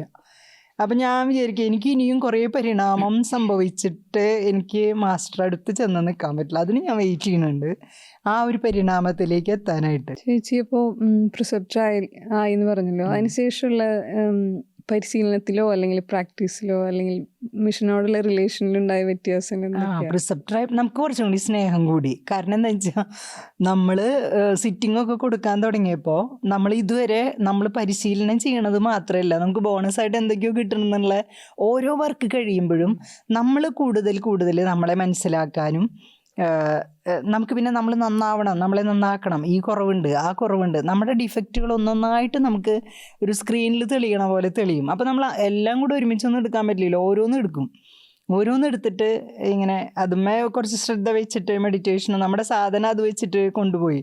പക്ഷേ ഈ 9 o'clock പ്രയറിൽ ഞാൻ കുറച്ച് പുവറായിരുന്നു. എനിക്ക് അതെന്ന് വെച്ചാൽ ചിലപ്പോൾ 9 o'clock ആ സമയത്ത് ഞാൻ ഫ്രീ ആവില്ല, ചിലപ്പോൾ വല്ല മീറ്റിങ്ങോ അങ്ങനെ എന്തെങ്കിലുമൊക്കെ തടസ്സങ്ങളുണ്ടാവും. അപ്പം ഞാനൊരു തോട്ടിടും, ഇപ്പോൾ എവിടെയാണോ 9 മണിയുള്ളത് അവരുടെ കൂടെ, അതായത് ഞാൻ ഫ്രീ ആവുമ്പോൾ എവിടെയാണോ ഇപ്പോൾ 9 മണിയുള്ളത് ഞാൻ അവരുടെ കൂടെ ആ പ്രയറിൽ ചേരണമെന്ന്. പക്ഷെ അത് എനിക്ക് സക്സസ് ആയിട്ടുണ്ട്. അതെനിക്ക് എൻ്റെ ഫീലിംഗ്, എൻ്റെ തോട്ട് ശരിയാണോ എന്ന് എനിക്കറിയില്ല, പക്ഷെ ഞാൻ അതിൽ സക്സസ്ഫുള്ളാണ്. കാരണം എനിക്കൊരു പ്രയർ കഴിഞ്ഞ ഒരു സന്തോഷം എനിക്കതിൽ തോന്നിയിട്ടുണ്ട്. അപ്പോൾ ഈ സിറ്റിങ് കൊടുക്കാൻ തുടങ്ങിയപ്പോഴാണ് നമ്മുടെ ഹാർട്ട് കുറച്ചും കൂടി ഓപ്പൺ ആവാനും പിന്നെ അതുപോലെ നമ്മളിലുള്ള ക്വാളിറ്റീസ് കുറച്ച് എന്തായാലും ഉണ്ടാവുമല്ലോ നമ്മളെ, അത് കുറച്ചും കൂടി ജ്വലിക്കാൻ തുടങ്ങിയത് നമ്മൾ ഫീൽ ചെയ്തത് പ്രിസെപ്റ്ററായതിനു ശേഷമാണ്. പിന്നീട് കോച്ച് ട്രെയിനറൊക്കെ ആയല്ലോ, അതായത് പ്രിസെപ്റ്റർ കാൻഡിഡേറ്റ്സിനെ ട്രെയിൻ ചെയ്യാനുള്ള. അന്ന് എങ്ങനെയായിരുന്നു എന്ന് വെച്ചാൽ ഒരു റിഫ്രഷർ കോഴ്സ് വെച്ചു മാസ്റ്റർ. പക്ഷെ ശരിക്കും മാസ്റ്റർ ടെസ്റ്റ് എഴുതിയ ആൾക്കാർ 2016 വരെയുള്ള ആളുകൾ ചെയ്താൽ മതി എന്നാണ് പറഞ്ഞത്. ഞങ്ങൾ ടെസ്റ്റ് എഴുതിയത് 10 ബുക്ക് ഞങ്ങൾക്ക് വായിക്കാൻ പറഞ്ഞിട്ടുണ്ടായിരുന്നു. ആ 10 ബുക്ക് വായിക്കണം. ആ 10 ബുക്കൊന്നും ചോദ്യവും വന്നിട്ടുണ്ട്. അപ്പോൾ കുറച്ച് കഷ്ടപ്പെട്ടിട്ടുണ്ട് കേട്ടോ ആ 10 ബുക്ക് വായിച്ച് പരീക്ഷ എഴുതാനായിട്ട്. അപ്പം പരീക്ഷ എഴുതിയവർക്ക് വേണ്ടാന്ന് പറഞ്ഞു. പക്ഷെ ആരൊക്കെയോ പിന്നെ സംശയം ചോദിച്ചപ്പോൾ മാസ്റ്റർ പറഞ്ഞു എല്ലാവരും എഴുതിക്കുമെന്ന് പറഞ്ഞു. അപ്പോൾ എനിക്ക് തോന്നിയെന്ന് വെച്ചാൽ ശരിക്കും ഞങ്ങളുടെ പ്രൊഫഷനിൽ എങ്ങനെയാണെന്ന് വെച്ചാൽ വർഷം റിഫ്രഷർ കോഴ്സുകളുണ്ട്. ഓരോ കോഴ്സ് കഴിയുമ്പോഴും നമുക്ക് കൂടുതൽ അറിവും ആർജവും കൂടും നമ്മുടെ. അപ്പം ഞാൻ വിചാരിച്ചു എന്തായാലും ഇത് ചെയ്യാം, റിഫ്രഷർ കോഴ്സ് ചെയ്യാം. അതൊരു സംഭവമായിരുന്നു. അതിൽ ഇതുപോലെ മോഡ്യൂൾസ്, അപ്പോൾ ഓരോ മോഡ്യൂൾ കാണുമ്പോഴാണ് നമ്മളെവിടെ എത്തിയിട്ടില്ല, ഇനി എത്ര ദൂരം സഞ്ചരിക്കുക, കുറേ കാര്യങ്ങൾ, നമ്മുടെ കുറവുകൾ, നമ്മളെത്താത്ത സ്ഥലങ്ങളും, ഒരുപാട് അറിവും ഒരുപാട് ശരിക്കും വിസ്ഡം എന്ന് വേണമെങ്കിൽ പറയാം, അറിവെന്ന് പറയാൻ പറ്റില്ല. സാധനയിൽ വരുത്തേണ്ട കറക്ഷൻസ്, സ്വഭാവത്തിൽ വരുത്തേണ്ട തിരുത്തൽ, അങ്ങനെ ഒരുപാട് കാര്യങ്ങൾ ആ കുറച്ച് കാലഘട്ടം ആ 8 മോഡ്യൂളാണെന്നാണ് എൻ്റെ ഒരു ഓർമ്മ കേട്ടോ, കറക്റ്റ് ആണെന്ന് അറിയുന്നില്ല. ആ മോഡ്യൂൾസ് ചെയ്യുമ്പോൾ അതിൽ തന്നെ നമ്മൾ ഈ ഹാർട്ട്ഫുൾ കമ്മ്യൂണിക്കേഷൻ ചെയ്തു, അതിനാണ് 8 മോഡ്യൂൾ. ഇതിനകത്ത് 10-12 ഉണ്ടായിരുന്നു. അതൊക്കെ ചെയ്തു വന്നപ്പോൾ ഒരുപാട് തിരുത്തലുകൾ നമ്മളിൽ വന്നു. അപ്പോൾ നമുക്ക് മനസ്സിലാവും. അപ്പം ഞാൻ പറഞ്ഞു, എനിക്ക് തോന്നിയെന്നു വെച്ചാൽ എല്ലാ 2 വർഷം കൂടി ആകുമ്പോൾ ഒരു റിഫ്രഷർ ഇട്ടോട്ടെ മാസ്റ്റർ, ആകുമ്പോൾ കുറച്ച് നന്നാവാമല്ലോ, ഒരവസരമല്ലേ അത്. നമ്മളൊന്ന് ശരിക്കും നമ്മളെ പഠിക്കും. സിൻസിയറായിട്ട് റിഫ്രഷർ കോഴ്സ് ചെയ്ത ആരോട് ചോദിച്ചാലും, ഏത് പ്രിസെപ്റ്ററോട് ചോദിച്ചാലും അത് അവരെ ഒരുപാട് മാറ്റങ്ങളിൽ കൂടെ കൊണ്ടുപോയിട്ടുണ്ടെന്നുള്ളതാവും എല്ലാവരും പറയാന്നാണ് എൻ്റെ ഒരു ഉറപ്പ്. എനിക്ക് അങ്ങനെയാണ് അനുഭവം. അങ്ങനെ നോക്കുമ്പോൾ ഒരു ഹാർട്ട്ഫുൾനെസ് അഭ്യാസിക്ക് എവല്യൂഷൻ ഒരു പരിധിയില്ല അല്ലെ? ഇങ്ങനെ നോക്കുമ്പോൾ നമുക്കിങ്ങനെ വളരാന് പിന്നെയും പിന്നെയും സാധ്യതകളുണ്ട്. നമുക്ക് ഉത്തരവാദിത്തങ്ങൾ ഏറ്റെടുക്കാൻ നമ്മൾ തയ്യാറായാൽ മതി. അതായത് ഒരു റെസ്പോൺസിബിലിറ്റി നമ്മളിലേക്ക് വരുമ്പോൾ നമ്മൾ മാറി നിൽക്കാണ്ട് ഇത് നമുക്കാണ് എന്നുള്ള ഒരു അതായത് അതൊരു അധികാരമൊന്നുമല്ല. ഏത് റെസ്പോൺസിബിലിറ്റി ആണെങ്കിലും ഈ ഹാർട്ട്ഫുൾനെസ്സിനെ സംബന്ധിച്ച് അതൊരു അധികാരമേ അല്ല. അത് നമുക്കൊരു ഹയർ റെസ്പോൺസിബിലിറ്റി സർവ് ചെയ്യാനായിട്ട് തരികയാണ്. അപ്പോൾ അത് നമ്മൾ ഭയങ്കര സന്തോഷത്തിൽ എടുക്കുമ്പോൾ ഒരുപാട് പ്രശ്നങ്ങളൊക്കെ ഉണ്ട് കേട്ടോ അതിൽ. നമ്മൾ ഭയങ്കര ചലഞ്ചസ് ആണ് അതിൽ ഓരോ ചലഞ്ചിനെയും മറികടക്കുമ്പോഴാണ് നമ്മൾ വളരുന്നത്. അത് ഒരു പറയാൻ പറ്റില്ല. ചെറിയ പോസ്റ്റ് ആണെങ്കിൽ പോലും, അല്ലെങ്കിൽ ചെറിയൊരു റെസ്പോൺസിബിലിറ്റി തരുമ്പോൾ പോലും ഒരുപാട് ചലഞ്ചസ്. അഭ്യാസികള് സാധന കൂടാതെ കുറച്ച് ഇതേപോലെ സർവീസിന്റെ ആസ്പെക്റ്റും കൂടെ ഉണ്ടല്ലേ? അത് വന്നാൽ ആ അഭ്യാസിയുടെ വളർച്ച നമുക്ക് നോക്കാവുന്നതേ ഉള്ളൂ. ഇപ്പൊ നമ്മളൊരു അഭ്യാസി ആയതുകൊണ്ട് നമുക്കറിയാം, നമ്മൾ സർവീസ് തുടങ്ങിയപ്പോഴാണ് നമ്മൾ വളരാൻ തുടങ്ങിയത്. സാധനം കൊണ്ട് അത്ര വളർന്നിട്ടില്ല. നമ്മള് കുഞ്ഞു കുഞ്ഞു മാറ്റങ്ങളെ വന്നിട്ടുള്ളൂ. പക്ഷേ സർവീസ് തുടങ്ങിയപ്പോൾ നമ്മൾക്ക് വരുന്ന എക്സ്പാൻഷൻ, അതായത് ജനറോസിറ്റി കൂടണത്, സ്നേഹം കൂടണത്, അതൊക്കെ നമ്മൾ തിരിച്ചറിയണത് ഈ സർവീസുകളിലൂടെയാണ്. ഹാർട്ട്ഫുൾനെസ്സിൽ തന്നെ നമ്മൾ യാത്ര ഇങ്ങനെ പല റീജിയനിൽ കൂടിയാണല്ലോ. അപ്പോൾ അതിന് സർവീസ് നമുക്ക് ഒഴിച്ചുവിടാൻ പറ്റാത്തൊരു സംഗതി തന്നെയാണ് ശരിക്കും. എന്തിനാണ് ഫീൽ ചെയ്തിട്ടില്ല ചേച്ചിയുടെ? ഞാനിങ്ങനെ അധികം ഒന്നും സെർവ് ചെയ്തിട്ടില്ല, പക്ഷെ ചേച്ചി ഇങ്ങനെ ഉയരങ്ങളിലേക്ക് പോയിക്കൊണ്ടിരിക്കല്ലേ. പിന്നെ ഞാൻ ഉദ്ദേശിച്ചത്, ചേച്ചി പിന്നെ ഹാർട്ട്ഫുൾനെസ്സിൽ സാധന പദ്ധതി കൂടാതെ വേറെ കുറേ ഓഫറിങ്സ് ഉണ്ടല്ലോ. അതായത് chair yoga, polarity, brighter minds, പിന്നെ ക്വാണ്ടം തെറാപ്പി, ഇതിനെ കുറിച്ചൊക്കെ ഒന്ന് ചെറുതായി ഒന്ന് ബ്രീഫായിട്ട് എല്ലാവർക്കും പറയാം. ചെയർ യോഗ കൊറോണ കാലത്താണ് ഈ ചെയർ യോഗ വന്നത്. അതായത് ഹാർട്ട്ഫുൾനെസ് എന്ന് പറഞ്ഞു കഴിഞ്ഞാൽ മെഡിറ്റേഷൻ മാത്രമല്ലേ. നമ്മളിപ്പോൾ ഒരു സ്ഥലത്ത് ചെന്നത് 3 സിറ്റിംഗ് കൊടുക്കുമ്പോൾ മെഡിറ്റേഷൻ, ക്ലീനിങ്, പ്രയർ. പക്ഷെ അത് കുറച്ച് എനിക്ക് തോന്നാറ് അത് കുറച്ച് എന്താ പറയുക ഡള്ളായിട്ട് എനിക്ക് ഫീൽ ചെയ്യാറ്. എന്ന് വെച്ചാൽ എല്ലാവരോടും കണ്ണടച്ചിരിക്കുക. അപ്പം നമ്മളൊരു പരിചയമില്ലാത്ത ആൾക്കാർ നമ്മൾ ചെന്നിട്ട് അപ്പം എൻ്റെ സ്കൂളിൽ തന്നെ ഞാൻ ചെയ്യുമ്പോൾ ടീച്ചേഴ്സ് എന്നോട് പറയും, മോൾ ടീച്ചർ കണ്ണടച്ചിരിക്കണ മരുന്ന് ഞങ്ങൾക്ക് ഇരിക്കാൻ പറ്റില്ല, കണ്ണടച്ചിരിക്കാൻ ഭയങ്കര ബുദ്ധിമുട്ടാണെന്ന്. അത് ഒട്ടും ഡൈനാമിക് അല്ല. അത് നമ്മുടെ ഈ പ്രാക്ടീസ് മാത്രമാണെങ്കിൽ. അപ്പോൾ മാസ്റ്റർ നമ്മളോട് ചെയർ യോഗ പഠിപ്പിക്കാൻ പറഞ്ഞപ്പോൾ എനിക്ക് ഭയങ്കര സന്തോഷമായി. മറ്റേ യോഗയൊന്നും എനിക്ക് ചെയ്യാൻ അറിയില്ല. കാരണം ഞാൻ ഈ പ്രായത്തിൽ വരെ പഠിച്ചിട്ടില്ല. അപ്പോൾ ഇനി ഈ പ്രായത്തിൽ ആ യോഗയൊക്കെ പഠിച്ച് കെട്ടിമറിഞ്ഞ് വീണ് വല്ല കയ്യും കാലും ഒടിയിലേ ഉണ്ടാവുള്ളൂ. അപ്പോൾ അത് പഠിക്കാൻ പറ്റില്ല. അപ്പോൾ ഞാൻ ചെയർ യോഗ കൊണ്ടുവന്നപ്പോൾ അതിൻ്റെ ലിങ്ക് വന്നപ്പോൾ ഞാൻ നോക്കുമ്പോൾ ചെയർ യോഗ അത് ട്രെയിനർ ആവാനാണ്. ഇത് ഗുണം ചെയ്യും. നമ്മൾ ചെന്ന് കഴിഞ്ഞിട്ട് യോഗയും കൂടി ഉണ്ടെന്ന് പറയും. പിന്നെ അത് മാത്രമല്ല, ടീച്ചർമാർക്ക് പ്രത്യേകിച്ചും ചെയറിലിരുന്ന് ചെയ്യല്ലേ വേണ്ടു, ഭയങ്കര ഇഷ്ടമാവും. അപ്പോൾ എൻ്റെ പാർട്ട് അത് വിജയിക്കുന്നു, മനസ്സിലായി. അപ്പം നമ്മളതിൽ ചേർന്നു. പുലർച്ചെയായിരുന്നു അതിൻ്റെ ക്ലാസ്സുകളൊക്കെ. നല്ല ക്ലാസ്സായിരുന്നു. നല്ല ക്ലാസ്സും അത് പറഞ്ഞു തരുന്ന കാര്യങ്ങൾ കൃത്യമായിട്ട് ചെയ്യാനൊക്കെ നമുക്ക് പറ്റിയിരുന്നു. അവർ ശരിക്കും നല്ല ട്രെയിനിങ് തന്നു. അപ്പോൾ ആ ട്രെയിനിങ് വിജയിച്ചു. അത് കഴിഞ്ഞ് നമുക്ക് സർട്ടിഫൈഡ് ട്രെയിനിങ് ആണ്. അത് സർട്ടിഫിക്കറ്റ് കിട്ടി, ചെയർ യോഗ ട്രെയിനർ എന്നുള്ള സർട്ടിഫിക്കറ്റ് കിട്ടി. പിന്നെ നമ്മൾ ഇത് ചെയ്തപ്പോൾ നമുക്ക് അതുവരെ ചെയ്തായിരുന്ന ഒരു ഇമ്പാക്റ്റേ അല്ല. എല്ലാവരും ഭയങ്കര ഹാപ്പിയാണ്. ചെയർ യോഗ ചെയ്യാൻ ഇത്രയും സന്തോഷം ഉണ്ടാവുമെന്ന് ഞാൻ വിചാരിച്ചിട്ടില്ല. ഭയങ്കര സന്തോഷമായിരുന്നു എല്ലാവർക്കും. അപ്പോൾ എനിക്ക് ഹാർട്ട്ഫുൾനെസ് പ്രോഗ്രാം ചെയ്യാൻ ഭയങ്കര ഇഷ്ടമായി. കാരണം ചെയർ യോഗ നമ്മളതിനെ നമ്മുടേതായിട്ടുള്ള ഒരു രീതിയിൽ അതിനെ ഒന്ന് സ്ട്രക്ചർ ചെയ്തു. എനിക്ക് എൻ്റെ ഒരു ടോണിൽ ഞാനത് ചെയ്യും. അപ്പോൾ എന്താണെന്ന് വെച്ചാൽ ആക്സെപ്റ്റബിൾ ആയിരുന്നു.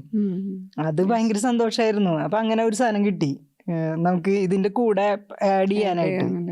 പിന്നെ പൊളാരിറ്റി, അതെന്താ സംഗതി? ശരിക്കും പറഞ്ഞാൽ പൊളാരിറ്റി എന്ന് പറയുന്നത് ഒരു ഹീലിംഗ് ആണ്. അതായത് മെഡിക്കേഷനൊന്നുമല്ല. ഇത് എങ്ങനെയാണെന്ന് വെച്ചാൽ നമ്മൾ ശരിക്കും നമ്മുടെ രോഗങ്ങൾ ഒക്കെ തുടങ്ങണത് എനർജി ലെവലിൽ നിന്നാണ്, മൈൻഡിൽ നിന്ന് തന്നെയാണ്. ഒരു ചിന്തയാണ് അത്. പിന്നെ എനർജി ലെവലിൽ നമ്മുടെ പ്രാണയിൽ ബ്ലോക്കുകൾ ഉണ്ടാക്കണം. ആ ബ്ലോക്കുകൾ പിന്നെ അവിടെ നിന്നും അടുത്ത സ്റ്റേജിലേക്ക് കിടക്കുമ്പോൾ അത് മെറ്റീരിയലായി മാറണം. അത് എനർജി മാറ്ററായിട്ട് മാറുന്ന ഒരു കൺവേർഷനാണ് അവിടെ നടക്കുന്നത്. അപ്പം മാറ്ററായി മാറിക്കഴിഞ്ഞാൽ നമ്മൾ മെഡിസിൻ കഴിക്കണം. പക്ഷെ അതേസമയം നമ്മൾ ഈ എനർജി ലെവലിലുള്ള ബ്ലോക്ക് നമ്മൾ റിയലൈസ് ചെയ്യുകയാണെങ്കിൽ മെഡിസിൻ വേണ്ട. നമുക്ക് ഹാർട്ട്ഫുൾനെസ് പൊളാരിറ്റി വെച്ചിട്ട് ആ ബ്ലോക്കുകൾ മാറ്റാൻ പറ്റും. അപ്പോൾ അത് ശരിക്കും അതാണ് അതിന്റെ എസൻസ്. അതെ. അപ്പോൾ അത് നല്ല ആളുകൾ ചെയ്ത ആൾക്കാർക്കൊക്കെ ഭയങ്കര ഇഫക്റ്റീവാണ്.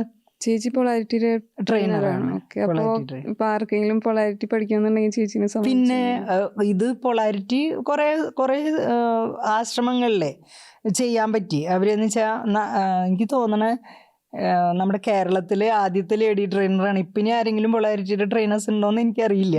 എന്തായാലും എനിക്ക് കുറേ ആശ്രമങ്ങളിൽ പ്രിസെപ്റ്റേഴ്സിനും പിന്നെ അതുപോലെ അഭ്യാസികൾക്കൊക്കെ പറഞ്ഞു കൊടുക്കാൻ അവസരങ്ങൾ കിട്ടിയിട്ടുണ്ട്. എനിക്ക് അങ്ങനെ വർക്ക് കിട്ടുമ്പോൾ എനിക്ക് ഭയങ്കര സന്തോഷമാണ്. അപ്പം അങ്ങനെ ചെയ്യാൻ പറ്റിയിട്ടുണ്ട്. പിന്നെ അവരൊക്കെ ചെയ്യുന്നുണ്ട് കേട്ടോ ഇപ്പോൾ. അഡ്വാൻസ്ഡ് ക്വാണ്ടം തെറാപ്പിസ്റ്റ് അതും ഇതിനോട് റിലേറ്റഡ്. അതെ, ഇതൊക്കെ നമ്മൾ ഈ ഡെസിഗ്നേറ്റഡ് ട്രെയിനർ അങ്ങനെ വിചാരിച്ചിട്ടല്ല നമ്മൾ റിഫ്രഷർ കോഴ്സ് ചെയ്തത്. പക്ഷെ റിഫ്രഷർ കോഴ്സ് ചെയ്തിട്ട് നമ്മളിവിടെ വന്നപ്പോൾ ഇതൊക്കെ ഉണ്ടെന്നുള്ളത് അറിയണത്. അപ്പോൾ ഈ പൊളാരിറ്റി ഉണ്ടെന്ന് പറഞ്ഞപ്പോൾ നമുക്ക് തോന്നി, അതായത് ഇതൊക്കെ നമുക്ക് മറ്റുള്ളവരെ സഹായിക്കാൻ കിട്ടുന്ന വളരെ റയറായിട്ടുള്ള ഓപ്പർച്യൂണിറ്റീസാണ്. ഒരു മെൻ്റൽ ബ്ലോക്ക് ഒരാൾക്ക് ആദ്യം വരുമ്പോൾ ആളെ ആ ലെവലിൽ തന്നെ നമുക്കൊന്ന് ക്യൂർ ചെയ്യാൻ പറ്റുകയാണെങ്കിൽ, ആളുടെ ആ ബ്ലോക്ക് എടുത്ത് കളയാൻ പറ്റുകയാണെങ്കിൽ ആൾ ഫ്രീ ആയില്ലേ. ഒരു മെഡിസിൻ കഴിക്കണമെന്ന് ആൾ ഒരു വലിയ സർവീസല്ലേ അത് മാസ്റ്റർ എങ്ങനെയാണ് ഇതൊക്കെ കണ്ടുപിടിച്ചിട്ട് നമ്മളോട് ചെയ്തോളാൻ പറയണമെന്ന് എനിക്കറിയില്ല. പക്ഷെ ഭയങ്കര സഹായമാണത്. അപ്പം അന്ന് വന്നപ്പോൾ നമ്മൾ ഇവിടെ പഠിപ്പിക്കുന്നുണ്ട് 3 days ഈ ക്വാണ്ടം ഹീലിംഗും ഉണ്ട്. അതിൻ്റെ ബേസിക്കാണ് ക്വാണ്ടം ഹീലിങ്ങിൻ്റെ. പൊളാരിറ്റി ഒന്ന് തന്നെയുള്ളൂ, ഒരു ട്രെയിനിങ് തന്നെയുള്ളൂ. അത് പൊളാരിറ്റി ചെയ്യാനും നമ്മളെ പഠിപ്പിക്കാൻ ട്രെയിനർ ആവാൻ. അപ്പം നമ്മളത് 8 ദിവസം ഉണ്ടായിരുന്നു. ഒരു ഫ്രൈഡേ ടു സാറ്റർഡേ ആണ്. അപ്പം ഞങ്ങളന്ന് വന്നു.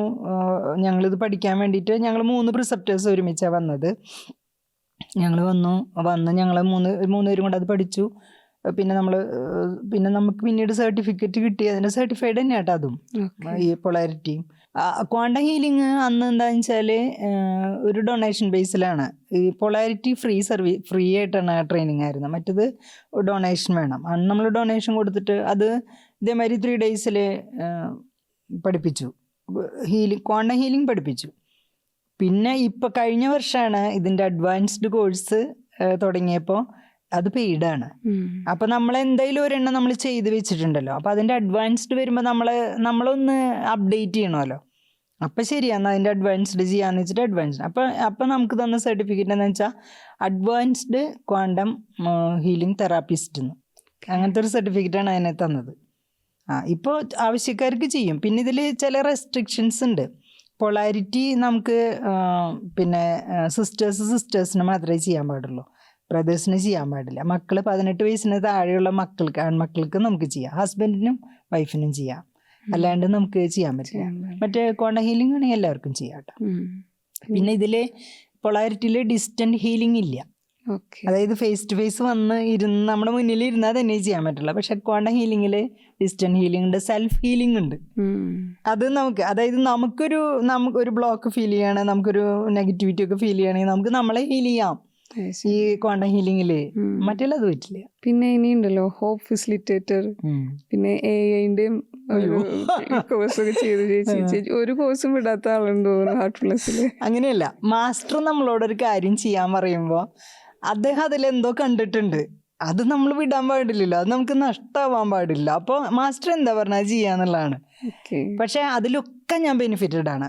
മാസ്റ്റർ പറഞ്ഞതിനേക്കാൾ ഉപരി നമ്മൾ ഒരുപാട് ബെനിഫിറ്റഡ് ആണ് ആ ചെയ്തതിലൊക്കെ. ഒന്നും വെറുതെ ആയിട്ടില്ല. ഹോപ്പല്ലേ ചോദിച്ചേ? അതിനു മുമ്പ് ഞാൻ മറ്റേ കുട്ടികളുടെ ബ്രൈറ്റർ മൈൻഡ്സ് ചെയ്തിട്ടുണ്ട്. ബ്രൈറ്റർ മൈൻഡ്സ് ഞാൻ ഫ്രാഞ്ചൈസിയാണ്, ഫെസിലിറ്റേറ്ററാണ്. അത് ഞാൻ റിട്ടയർ ചെയ്തതിനു ശേഷം ചെയ്തേട്ടാ. എന്ന് വെച്ചാൽ എനിക്ക് ഈ കുട്ടികളെ നഷ്ടപ്പെടുന്നത് ഒരു കുറവ് പോലെ തോന്നുന്നു. ടീച്ചർ നമ്മൾ റിട്ടയർ ചെയ്യുമ്പോൾ പിന്നെ നമുക്ക് കിട്ടില്ലല്ലോ. അപ്പോൾ ഇത് കണ്ടപ്പോൾ എനിക്ക് തോന്നിയ പിന്നെയും കുറേ കുട്ടികളെ കൂടെ കൂട്ടാലോ. അത് ഭയങ്കര ഇഷ്ടമായി. അത് എപ്പോഴും കുട്ടികളുണ്ടാവും, 4-5 പേര് വെച്ചിട്ട് ഒരു ബാച്ച് അങ്ങനെ ഞാൻ ചെയ്തുകൊണ്ടിരിക്കുന്നുണ്ട്.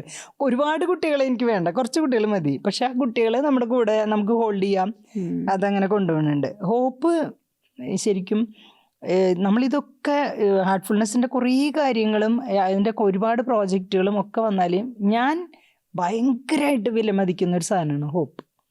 അതിന് കാരണം എന്താണെന്ന് വെച്ചാൽ ഇപ്പോൾ സ്കൂൾസിലൊക്കെ കരിക്കുലം നോക്കുമ്പോൾ അതിൽ ചൈൽഡ് സെൻറ്റേർഡ് ആണ് ഇപ്പോഴത്തെ എഡ്യൂക്കേഷൻ എന്ന് പറഞ്ഞാൽ പോലും കുട്ടികൾക്ക് പ്രവർത്തിക്കാനുള്ളൊരു മേഖലയില്ല. ഇപ്പോൾ ഒരു എക്സ്പെരിമെൻ്റ് ടീച്ചർ ചെയ്തു കൊടുക്കുക അവർ കാണും, പക്ഷേ കുട്ടികൾ തന്നെ അത് ചെയ്തിട്ട് അതിന്ന് ഒരു ഇൻഫറൻസ് ഉണ്ടാക്കുക അല്ലെങ്കിൽ ഇന്നൊരു റിസൾട്ടിന് ഇറ്റ്സ് വെരി ഡിഫറെൻറ്റ്. അപ്പോൾ അവർ നന്നായി പഠിക്കും. ഈ ഹോപ്പ് ഒരു അഭ്യാസിക്ക് വളരാൻ, ഒരു അഭ്യാസി സിൻസിയറായിട്ട് ആ 13 ചാപ്റ്ററിലൂടെ പോവുകയാണെങ്കിൽ അതൊരു യാത്രയാണ്. ആ യാത്രയിൽ ഈ ഇദ്ദേഹത്തിന് വരുന്ന മാറ്റങ്ങൾ, അതായത് നമ്മൾ നമ്മുടെ ട്രാൻസ്ഫോർമേഷൻ ഒബ്സർവ് ചെയ്തിട്ട് അവസാനം നമ്മുടെ ആ ഇവല്യൂഷനിൽ നമ്മൾ ചെന്ന് നിൽക്കുന്ന അതിനുള്ളൊരു അവസരമുണ്ട്.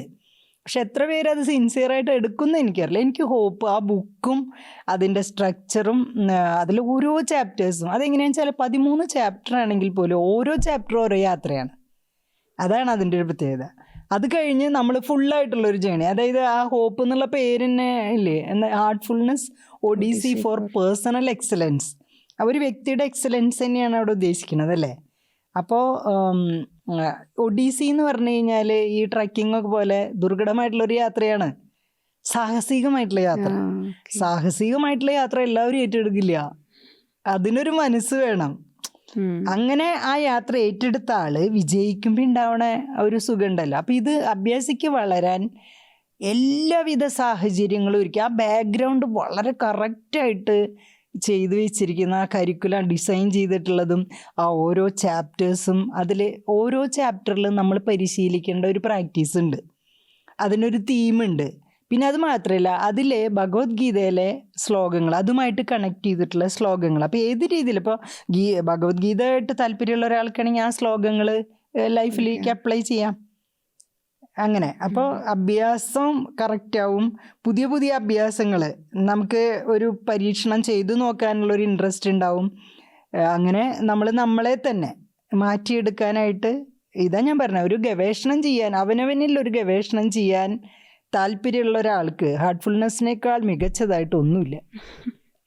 പിന്നെ ചേച്ചി, ഹാർട്ട്ഫുൾനെസ് യുവാക്കൾക്ക് എന്താണ് ഓഫർ ചെയ്യുന്നത്? ചേച്ചിയുടെ ഇപ്പോൾ കുട്ടികളുമായിട്ടുള്ള ഒരു ടീച്ചറാണല്ലോ, ആ നിലയ്ക്ക് ചേച്ചിക്ക് എന്താണ് കുട്ടികളോട് എന്താണ് ഹാർട്ട്ഫുൾനെസ്സിന് ചെയ്യാൻ പറ്റുക എന്ന് പറയാം?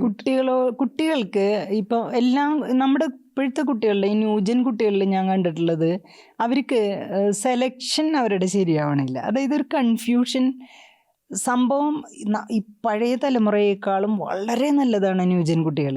അതിൻ്റെ ഒരു കാര്യം എന്ന് വെച്ചാൽ അവർ മറ്റുള്ളവരിലേക്ക് ഒളിഞ്ഞു നോക്കുക എന്ന് പറയില്ലേ, അത് അവർക്കില്ല. അവരാരെയും സ്റ്റെയർ ചെയ്യില്ല, അവർക്ക് മറ്റുള്ളവരുടെ കാര്യങ്ങൾ അറിയണ്ട. അല്ല അങ്ങനെ എല്ലാവരും ഇപ്പോൾ വിമർശനങ്ങളാണെങ്കിലും ഇപ്പോഴത്തെ കുട്ടികൾ വിമർശിക്കുകയില്ല. നമ്മളുടെ കാലഘട്ടത്തിലൊക്കെ നമ്മളെ നിശിതമായിട്ട് എന്തു ചെയ്താലും, ഒരു ചെറിയ കാര്യം ചെയ്താലും നമ്മുടെ വീട്ടിൽ നിന്ന് അങ്ങോട്ട് തുടങ്ങും, പിന്നെ എല്ലാവരും നമ്മളെ വിമർശിക്കുമല്ലോ. പക്ഷേ ഈ കുട്ടികൾ ആരെയും വിമർശിക്കൂല, അവർക്ക് എല്ലാവരോടും ഒരേ കുറ്റം പറയില്ല അവർ. അതാണ് പുതിയ തലമുറയുടെ ഒരു വലിയ ഗുണമായിട്ട് ഞാൻ കണ്ടിട്ടുള്ളത്. അവരുടെ പ്രശ്നം എന്താണെന്ന് വെച്ചാൽ ഒന്നിലും ഉറച്ചു നിൽക്കണില്ല അവർ ഇതെടുത്തു അതെടുത്തു. അതായത് എനിക്ക് തോന്നുന്നു അവർ ആ ഡിസിഷൻ മേക്കിങ്ങിൽ അവർക്ക് എന്തോ ഒരു കുറവ് ഫീൽ ചെയ്യുന്നുണ്ട്, അവിടെ എന്തോ ഒരു പ്രശ്നമുണ്ട്.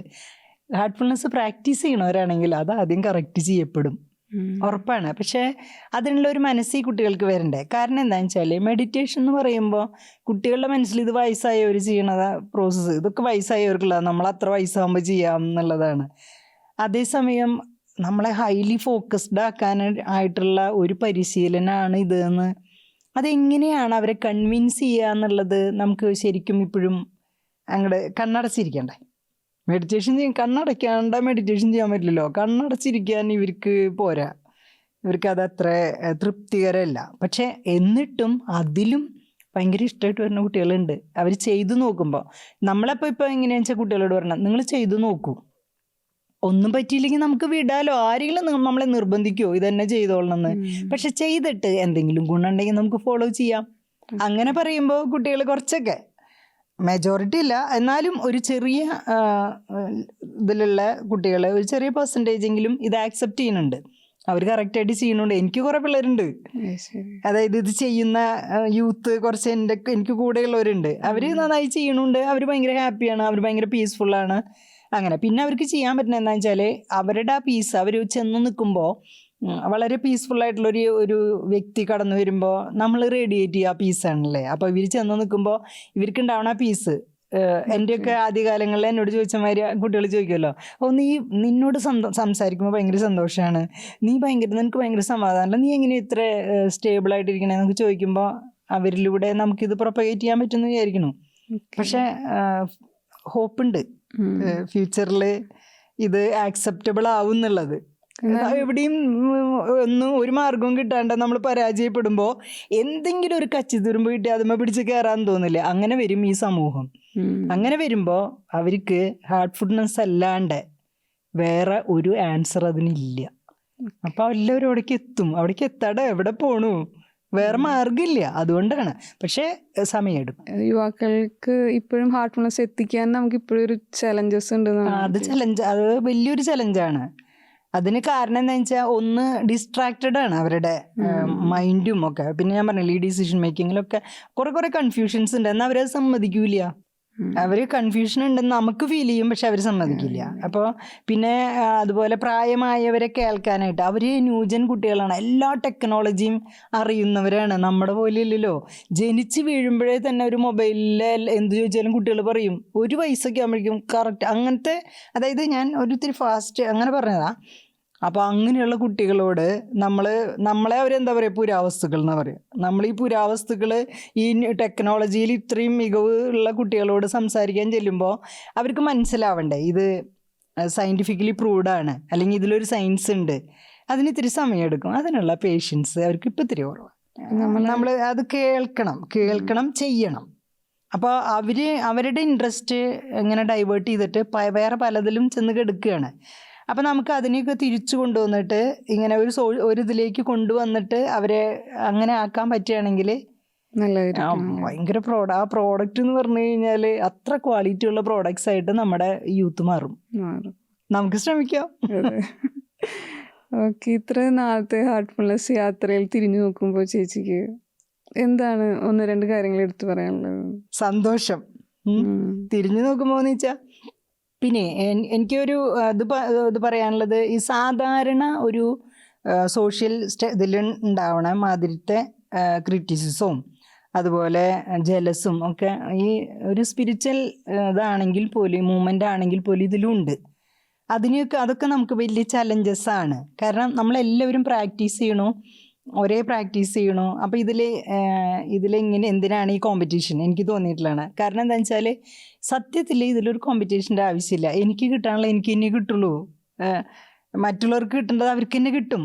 നമ്മൾ മത്സരിച്ച് ഒരു മത്സര പരീക്ഷയേ അല്ലത്. കാരണം നമ്മൾ ഓരോരുത്തരും ഒരേ ഗോളിലേക്കുള്ള മൂവ്മെൻ്റാണ്. അങ്ങനെ മൂവ് ചെയ്യുമ്പോൾ നമ്മുടെ വെയ്സ് ആൻഡ് മീൻസിൽ ചിലപ്പോൾ വ്യത്യാസം ഉണ്ടാവാം, പക്ഷേ നമ്മൾ പരിശീലനമൊക്കെ ഒന്നാണ്. ഇതിൽ ഈ ഹാർട്ട്ഫുൾനെസ്സിൽ എനിക്ക് ഏറ്റവും ഇഷ്ടമുള്ള 3 വാക്കുകളാണ്. ഒന്ന് ഈ സംസ്കാരം, രണ്ടാമത്തെ കോൺസ്റ്റൻറ്റ് റിമെമ്പറൻസ്, ഒരു വാക്കും കൂടി ഉണ്ട്. ആ 3 വാക്കുകൾ ശരിക്കും നമ്മളെ, അതായത് നമുക്കൊരാളെ അക്സെപ്റ്റ് ചെയ്യാനായിട്ട് ഈ ബോധതലം, ഒരാളെ അക്സെപ്റ്റ് ചെയ്യാൻ നമുക്ക് ഈ സംസ്കാരം എന്നുള്ള വാക്ക് നമ്മളെ സഹായിക്കും. കാരണം എൻ്റെ സംസ്കാരമല്ല ഹിന്ദുവിൻ്റെ. ഹിന്ദു ചെയ്യണത് ഹിന്ദു എവിടെ നിന്ന് വന്നു, ഏത് ലെവലിൽ നിൽക്കണു, അത് അങ്ങനെയല്ലേ ഹിന്ദു ചെയ്യുള്ളൂ. അപ്പോൾ ഹിന്ദുവിന് അതേ പറ്റൂ. എനിക്ക് എൻ്റെ സംസ്കാരമാണ് എൻ്റെ പ്രവൃത്തികൾ. അപ്പം അങ്ങനെയാണെങ്കിൽ എനിക്കിതല്ലേ പറ്റുള്ളൂ. അപ്പം നമ്മൾ അങ്ങനെ പരസ്പരം ആക്സെപ്റ്റ് ചെയ്യാൻ നമ്മളെ സഹായിക്കുന്ന ഒരു സംഭവമാണ് ഈ സംസ്കാരം എന്ന് പറയുന്നത്. ആരും നമ്മളോട് ഒരു ദോഷം ചെയ്താലൊക്കെ നമ്മുടെ മാക്സിംസൊക്കെ ഫോളോ ചെയ്യാനായിട്ട് നമ്മളെ സഹായിക്കും. ഈ പാവം ആളുടെ സംസ്കാരം ആണ് ആളെ എങ്ങനെ ചെയ്യിപ്പിക്കുന്നത്. അപ്പം നമുക്ക് പാവായിനെ ആക്സെപ്റ്റ് ചെയ്യാന്നുള്ള ഒരു സിമ്പതിയൊക്കെയാണ് നമുക്ക് തോന്നുക. അത് കുറേ കാലം പരിശീലിക്കുമ്പോഴാണ് കേട്ടോ നമുക്ക് ആ സിമ്പതി വരുന്നത്. നമ്മൾ ഭയങ്കര ജനറോസിറ്റി ഉണ്ടാവണതും നമ്മൾ ഭയങ്കര ജനറസ് ആവണതും സാക്രിഫൈസ് എന്നുള്ളതിലേക്കൊക്കെ മൂവ് ചെയ്യണത്, അങ്ങനെ നമ്മളുടെ ഒരു സാധനയുടെയും നമ്മുടെ പ്രവൃത്തികളിലേക്ക് ഫലമായിട്ട് നമ്മുടെ ട്രാൻസ്ഫോർമേഷൻ കുറച്ചാവുമ്പോഴാണ് അങ്ങനെ നമുക്ക് ഫീൽ ചെയ്യുക. അപ്പോൾ സംസ്കാരം നമ്മളെ മറ്റുള്ളവരെ ആക്സെപ്റ്റ് ചെയ്യാൻ, അതുപോലെ അക്സെപ്റ്റ് ചെയ്യാൻ നമ്മളെ സഹായിക്കുന്ന ഒന്നാണ് ബോധതലം. ഒരാളുടെ ബോധം എവിടെയാണോ നിൽക്കണേ അവിടെ നിന്നാണ് ആൾ വികസിക്കണേന്നല്ലേ ഹാർട്ട്ഫുൾനെസ് പറയണത്. ബോധം എല്ലാവരും ഡിഫറെൻറ്റ് തലത്തിലാണ് നിൽക്കണേ വെച്ചെങ്കിൽ ആ തലത്തിൽ നിന്ന് അവർ വികസിക്കട്ടെ. ഇപ്പം നമുക്കൊരാൾ ചെയ്യണ പ്രവൃത്തികളോട് നമുക്കൊരു അനിഷ്ടം തോന്നുമ്പോൾ തുടക്കത്തിലൊന്നും നമ്മൾ ഇറിറ്റേറ്റഡ് ആവും. പക്ഷെ കുറേ കഴിഞ്ഞ് ഹാർട്ട്ഫുൾനെസ് ഒക്കെ പ്രാക്ടീസ് ചെയ്തിട്ട് നമുക്കൊരു മെച്യൂരിറ്റി വരുന്ന സമയത്ത് നമുക്ക് ഫീൽ ചെയ്യും അവരുടെ ബോധം നിൽക്കുന്ന തലത്തിൽ നിന്ന് അവർ തുടങ്ങട്ടെ. അപ്പം നമ്മൾ കുറച്ച് പേഷ്യൻസ് കാണിക്കും. അപ്പോൾ അത് അങ്ങനെ ഒരു ഫ്രീ ആയിട്ട് ക്രിറ്റിസിസം ഇല്ലാണ്ടിയും അല്ലെങ്കിൽ ഇങ്ങനെ ജലസ് ഇല്ലാണ്ടിയും ഒന്നും അങ്ങനെ അത്ര ഫ്രീ ആയിട്ട് ഒഴുക്കുന്നല്ല ഹാർട്ട്ഫുൾനെസ് എന്ന് പറയുന്നത്. സാധാരണ മനുഷ്യരുടെ ഇടയിലുള്ള എല്ലാ കുബുദ്ധികളും എല്ലാ നെഗറ്റിവിറ്റികളും ഇതിലുണ്ടെന്നാണ് എനിക്ക് ഫീൽ ചെയ്തിട്ടുള്ളത്. എൻ്റെ പേഴ്സണൽ പെർസെപ്ഷനാണത്, എൻ്റെ എക്സ്പീരിയൻസും ആണത്. പക്ഷേ നമ്മൾ നോക്കിക്കാണുന്നതിൽ നമ്മുടെ പെർസെപ്ഷനിൽ നമുക്ക് വ്യത്യാസം വരുന്നുണ്ട്. അത് നമ്മൾ പ്രാക്ടീസ് കുറച്ച് കാലം എത്തുമ്പോഴാണ്, നമുക്കൊരു മെച്യൂരിറ്റി വരുമ്പോഴാണ് നമ്മൾ അതിനെ അങ്ങനെ നോക്കിക്കാണാൻ പറ്റും. അപ്പോൾ സാധാരണ ഇപ്പോൾ നമ്മളോട് തന്നെ ഇന്നലെ ടീച്ചർ ഇങ്ങനെയല്ലല്ലോ പറഞ്ഞു, അല്ലെങ്കിൽ ഇന്നലെ ഇങ്ങനെയായിരുന്നില്ലല്ലോ എന്നൊക്കെ ആരെങ്കിലും ചോദിക്കുകയാണെങ്കിൽ ഞാനതിന് പറയുന്ന ഒരു കാര്യമുണ്ട്. അതേമാതിരി എന്നോട് ആരുടെയെങ്കിലും വിമർശനം ഇപ്പോഴത്തെ കാര്യമാണ് കേട്ടോ, ഇന്നലെ ഞാൻ അങ്ങനെ അറിഞ്ഞില്ല, ഇന്നത്തെ കാര്യം പറയുമ്പോൾ ഞാൻ പറയുന്നൊരു കാര്യമുണ്ട്. അതായത് നമ്മളെല്ലാവരും ഹാർട്ട്ഫുൾനെസ്സിൽ വന്നിട്ടുണ്ട് നമുക്ക് മാറ്റത്തിന് വേണ്ടിയിട്ടല്ലേ. ഇന്നലെയുള്ള ആൾ ഇന്നും അതുപോലെയാണെന്ന് പറഞ്ഞാൽ പിന്നെ നമ്മൾ എന്തിനാ അതിൽ നിൽക്കണേ? ഹാർട്ട്ഫുൾനെസ്സിനെ കൊണ്ട് നമുക്കൊരു ഉപയോഗമില്ല. അപ്പോൾ അതുകൊണ്ട് ഞാൻ മോൾ ടീച്ചർ ഇന്നലെ ഇങ്ങനെയായിരുന്നു എന്ന് അത് എന്നോട് പറഞ്ഞു വരണ്ട. കാരണം ഇന്ന് ഞാൻ ആ മോൾ ടീച്ചറല്ല. അങ്ങനെ അപ്പോൾ അത് എല്ലാവർക്കും ശരിക്കും ഉൾക്കൊള്ളാൻ പറ്റിയിട്ടുണ്ടെന്ന് തോന്നുന്നു. അപ്പോൾ അതാണ് എല്ലാവരും മാറ്റങ്ങൾക്ക് വേണ്ടി വരുന്നത്. പക്ഷേ നമ്മുടെ കൂടെയുള്ള ആളുകളെ ദാജി പറയണ മാതിരി നമ്മൾ ഒരുമിച്ച് ആ ഒരു കളക്റ്റീവ് ഇതിൽ മൂവ് ചെയ്യുമ്പോൾ നമുക്കിതൊക്കെ അക്സെപ്റ്റ് ചെയ്തിട്ടാണെങ്കിൽ ശരിക്കും ഭയങ്കര ഹാർമണി ക്രിയേറ്റ് ചെയ്യാൻ പറ്റും. അത് ഈ ആക്സെപ്റ്റൻസ് ആണ് ഹാർമണി ക്രിയേറ്റ് ചെയ്യാനായിട്ട് നമ്മെ സഹായിക്കുന്നത്. കുറച്ച് പേഷ്യൻസ് വേണമെന്നേ ഉള്ളൂ, ഒക്കെ അവസാനം ശരിയാവും. ഓക്കെ ചേച്ചി, അവസാനം കാണുന്നവർക്കായിട്ട് എന്തെങ്കിലും 1-2 വാക്കുകൾ പറഞ്ഞിട്ട് നമുക്ക് അവസാനിപ്പിക്കാം. ഹാർട്ട്ഫുൾനെസ് അഭ്യാസികൾക്കോ അല്ലെങ്കിൽ പൊതുവെ കാണുന്ന ഒരു ഹാർട്ട്ഫുൾനെസ് പരിശീലക എന്ന നിലയിൽ ഒരു പ്രചോദനം നൽകുന്ന 1-2 വാചകങ്ങൾ. അതെ, അതിന് എനിക്ക് പറയാനുള്ളത്, ജീവിതത്തിൽ എപ്പോഴെങ്കിലും ഏത് വ്യക്തിയാണെങ്കിലും സമാധാനം ഇല്ല എന്ന് തോന്നുകയാണെങ്കിൽ നിങ്ങൾക്ക് ഹാർട്ട്ഫുൾനെസ്സിനെ സമീപിക്കാം. ഹാർട്ട്ഫുൾനെസ് അഷ്വർ ചെയ്യണു ഫസ്റ്റ് സിറ്റിങ്ങിൽ തന്നെ ആ ഒരു പീസ് നിങ്ങൾക്ക് അനുഭവിക്കാൻ പറ്റും എന്നുള്ളത്. പിന്നെ നിങ്ങളത് തുടരണോ വേണ്ടേ എന്നുള്ളത് ഇറ്റ്സ് അപ് ടു ദം. പക്ഷെ എന്നാലും ഒന്ന് പരിശീലിക്കാനുള്ള ഒരു മനസ്സ്, ഒരു വില്ലിങ്നെസ് ഉണ്ടെങ്കിൽ ആ സമാധാനം ഇപ്പോൾ എല്ലാ മനുഷ്യരും ഈ ലോകത്ത് എല്ലാ മനുഷ്യരും അല്ലെങ്കിൽ എല്ലാ ജീവികളും എല്ലാവരും ആഗ്രഹിക്കുന്ന ഒരു സാധനം സമാധാനമാണ്. ഇതിങ്ങനെ അന്വേഷിച്ച് പോകുമ്പോൾ അതിനൊരു ഉത്തരം കിട്ടാണ്ട് ഇങ്ങനെ നടക്കുകയാണ്. എങ്ങനെയാണ് സമാധാനം? കുറേ കാശുണ്ടായ സമാധാനം ഉണ്ടാവുമോ? ഒരു ജോലി ഉണ്ടായ പക്ഷെ അപ്പോഴൊക്കെ എന്താണെന്ന് വെച്ചാൽ ജോലി ഉണ്ടായി കുറച്ച് നേരത്തേക്ക് ഒരു സുഖം വരുന്നുണ്ടെങ്കിൽ അത് കഴിഞ്ഞ് വീണ്ടും പോയി സമാധാനം. കുറേ പൈസ ഉണ്ടായി, സാമ്പത്തികമാണ് പ്രശ്നം എന്ന് തോന്നി, കുറേ സാമ്പത്തികം വന്നാലും ഒരിത്തിരി നേരം അതിൻ്റെ ഒരു അനുഭൂതിയൊക്കെ ഉണ്ടാവും, അത് കഴിഞ്ഞാൽ പോയി സമാധാനം. അപ്പോൾ അങ്ങനെ പെർമനൻ്റ് ആയിട്ടുള്ള ഒരു പീസ് ആഗ്രഹിക്കുന്ന ഏതൊരു വ്യക്തിക്കും ഹാർട്ട്ഫുൾനെസ്സിനേക്കാളും നല്ലൊരു ആൻസർ ഇല്ല എന്നാണ് എൻ്റെ അഭിപ്രായം. അപ്പോൾ ആർക്ക് വേണമെങ്കിലും ഇത് ഞാൻ അഷ്വർ ചെയ്യണു, എൻ്റെ മാസ്റ്റർ എനിക്ക് തന്നിട്ടുള്ളൊരു സാധനം നമുക്ക് അഷ്വർ ചെയ്യാൻ പറ്റുന്നതാണ്, അത് കിട്ടിയിരിക്കും. വളരെ സിൻസിയർ ആവണമെന്ന് മാത്രമേ ഉള്ളൂ. താങ്ക് യു സോ മച്ച് ചേച്ചി. എനിക്ക് തോന്നുന്നു ഞാനും ഭയങ്കര ഇൻസ്പയർഡ് ആയ പോലെ നല്ലൊരു വാചകങ്ങളിങ്ങനെ നിർഗളം ഒഴുകണ പോലെ തോന്നി. എന്തായാലും വളരെ നന്ദി, സ്വന്തം ജീവിതാനുഭവങ്ങൾ ഹാർട്ട്ഫുൾനെസ്സിന് റിലേറ്റഡ് ആയി പറഞ്ഞതിന് വളരെ നന്ദി. Thank you Indu. എനിക്കിങ്ങനെ ഒരു ഓപ്പർച്യൂണിറ്റി തന്നതിന് ഞാൻ ഒരുപാട് എനിക്ക് കൃതജ്ഞതയുണ്ട്. Thank you so much.